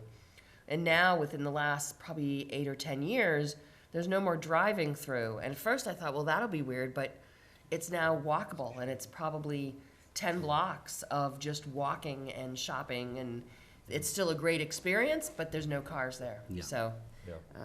it's different ways to look at it. And then in regards to paying for transportation, it was discussion about vehicle miles travel tax versus the As gas opposed to tax. gas tax. Interesting. So Yeah, and then they've talked about, and I think New York City, haven't they put in the congestion? I don't think they've done it yet. They They're haven't done it looking yet, at they've it. been talking about it, yeah. Yeah, Good. congestion pricing. Yeah, I will tell you, I just having traveled to Austin, they are, first of all, Austin is booming as a city, construction everywhere. So absolutely no impact on vehicle traffic, despite the fact that they're so invested in scooters and e-bikes as well. A lot of both. Personally, I think scooters are a menace, or at least the way they deal with scooters. But it's coming, so. Though, having been to Austin and used the scooters, it made it easy. You didn't have to get a cab. It was a nice night, and you know. It's not and you the just- scooter, You put it it's- down, at a corner or. That's yeah. the problem. Right, you just, Yeah, you just leave it in the middle of a sidewalk. Yep. And you have scooters, so the problem with Austin is they haven't put any rules or regulations on it. Right. So you've got scooters on the sidewalk, in bicycle lanes, In the middle of the in road. the middle of the road. So, and then when it's, they just leave them wherever Yeah. you want, and then they get collected at night and night, yeah. recharged. So that's really my whine, it's not about scooters. All right, Joe. Well, I just like, before we, so Are you all thanks done? Yolanda I am, for all I that. am all set. Yes, Yeah, yes. yeah, Thank you Yeah. for Yeah. your efforts, and I'm sorry the results weren't on the positive side. That's okay, thank you. But now you have more time to work with us. Well, as I said to Rich, there's always something else that'll fill my plate. That's right. That's right. I had the pleasure of being this past Monday at the Veterans Luncheon at the Community Center. It was very nice, but it was also kind of sad, because some of the faces that I used to see there aren't there anymore. That's right. And, talked about it. yeah, we did talk about that. And the more I thought about it, it was kind of touching, because there was like 6 or 7 people that I used to see, and they've long since gone, but their memory hasn't gone at all. Again, we were at certain events that we won't repeat. They were a lot of fun, and I appreciate having be part of those ceremonies. Public Safety Building meeting tomorrow night at 6:30, room B and C downstairs, if anybody's interested. You want to come in and listen to what's going on and what we plan on doing, especially with the public forums and the financial planning that we're looking to discuss. We'll be there. The Affordable Housing Trust, we're meeting at 4 o'clock tomorrow, 4 to 5, and in rooms B and C as well. There's a lot of things that we would like to see done. There are some people that have approached us about some plans that they would like to see our support, and hopefully we can get these things done. But that's just at the discussion stage before we can consider doing anything. And a lot of it has to do with right downtown, so hopefully it'll come to pass. We had the Halloween parade on Friday the 25th. It was a fantastic time. I'd like to thank Yolanda for being there, helping out with the kitchen staff and everything else. We had a total of 350 kids show up. Wow. That was a lot. And the new group that we had was the parents' costume, which was a blast. They had a lot of fun. Preston get that? Yes. Actually, Preston was one of them that won, yeah. Preston, Yeah. Catherine. Preston Yeah. and his wife, yeah. So, and it was great. And Maureen Carmichael and her sister came, and they were 2 nerds, and they couldn't have been dressed up any, oh my God. Anyway, long story short, it was a lot of fun. On a serious note, though, being on the select board, we and I'm probably taking wind out of Steve's sail, so I'll let him continue it. They're a license authority of Class 2 licenses, and we need to be a little bit more stricter on what we do and how we enforce it. We've had this discussion once before. Used I cars, think, you're talking I think I'll we need to. amplify on that. Okay, but- but I think I would like this to become an item at our retreat, to really sit down and discuss how we can possibly resolve some of these matters. Because I did another drive today, and it's just like, the more I drove around, the more irritated I was becoming. Yeah, okay. So- Did you see the car carrier of cars last night sitting at Fusion's parking lot? Oh, that's, Wow. what I'm Well, I'll concerned, what I'm amplify on what that. I'm concerned about is all the new cars that Yeah. say, Hyundai, Toyota, and Benatti Honda behind 200 Homer Ave. They're all brand-new cars. Oh, wow. And why aren't we getting excise tax on those cars? Because they're being garaged there. Oh, wow. Mm. Just a thought, guys, We're being we're not getting those monies that we're anticipating. And I don't know if we can get those We monies. should or talk not. about that, Yeah, Yeah. so we definitely need to talk about that, That's a whole guys. different No, ball. So- I mean, offline. Okay, Yeah, all right. all right. Sorry. You all set, sir? Yeah, I'm all done. All Thank right, you. Very good. So just a couple things, and I'll segue right into the Class 2 in the enforcement. And I think I've had some conversations individually about, the shared concerns about Class 2 licenses and their out of compliance with their permits, with their license. And for those that are listening, Class 2 licenses are used car sales, and when we approve of a license, it always comes with a footprint, with a specified number of vehicles that license can have at their location. So, that being said, we have kind of a semi-regular discussion about Class 2 license holders who are out of compliance. So, in lieu of discussing a specific situation, what I talked about with Michael and Jen was doing a compliance check now in preparation for us when we renew the Class 2 licenses in January. And it gives us an opportunity to get them into compliance. And in the past, if you recall, we did have a situation where we extended a license for a month rather than for the whole year until that individual complied with his license. So, you know, I think there's a lot, you know, there's a lot of dynamic to this. I think, you know, we're not in the business of discouraging business, and we want to make sure that these businesses are productive, Complying, but they still need to comply. So if they need to change their license, then that's what they should do. If they choose not to do that, then I think they need to comply with what their license says. So all that aside, we're starting and Jen, you can speak to this if you choose to, but we're going to start a compliance check on all of our Class 2 licenses. There's 25 in town, and so we'll be prepared for the beginning of the year when we review these. So do we have resources for that? Like how? We have a compliance officer. Yeah, so the building commissioner will go out, so. Okay. The building commissioner will go out over the next month to all the, locations and provide, a report back. So if there's any compliance issues, you'll have that before Right. we have to renew, and then, what he'll be doing over the next year is probably doing 3 or 4 periodic, so within the quarter, sort of Yeah. once a Yeah. quarter. And that Sounds way we can, you know, Yeah. we'll have some more data and information for you as you go to. Can he renew cruise next year. behind the ale house while he's there and see what's going on?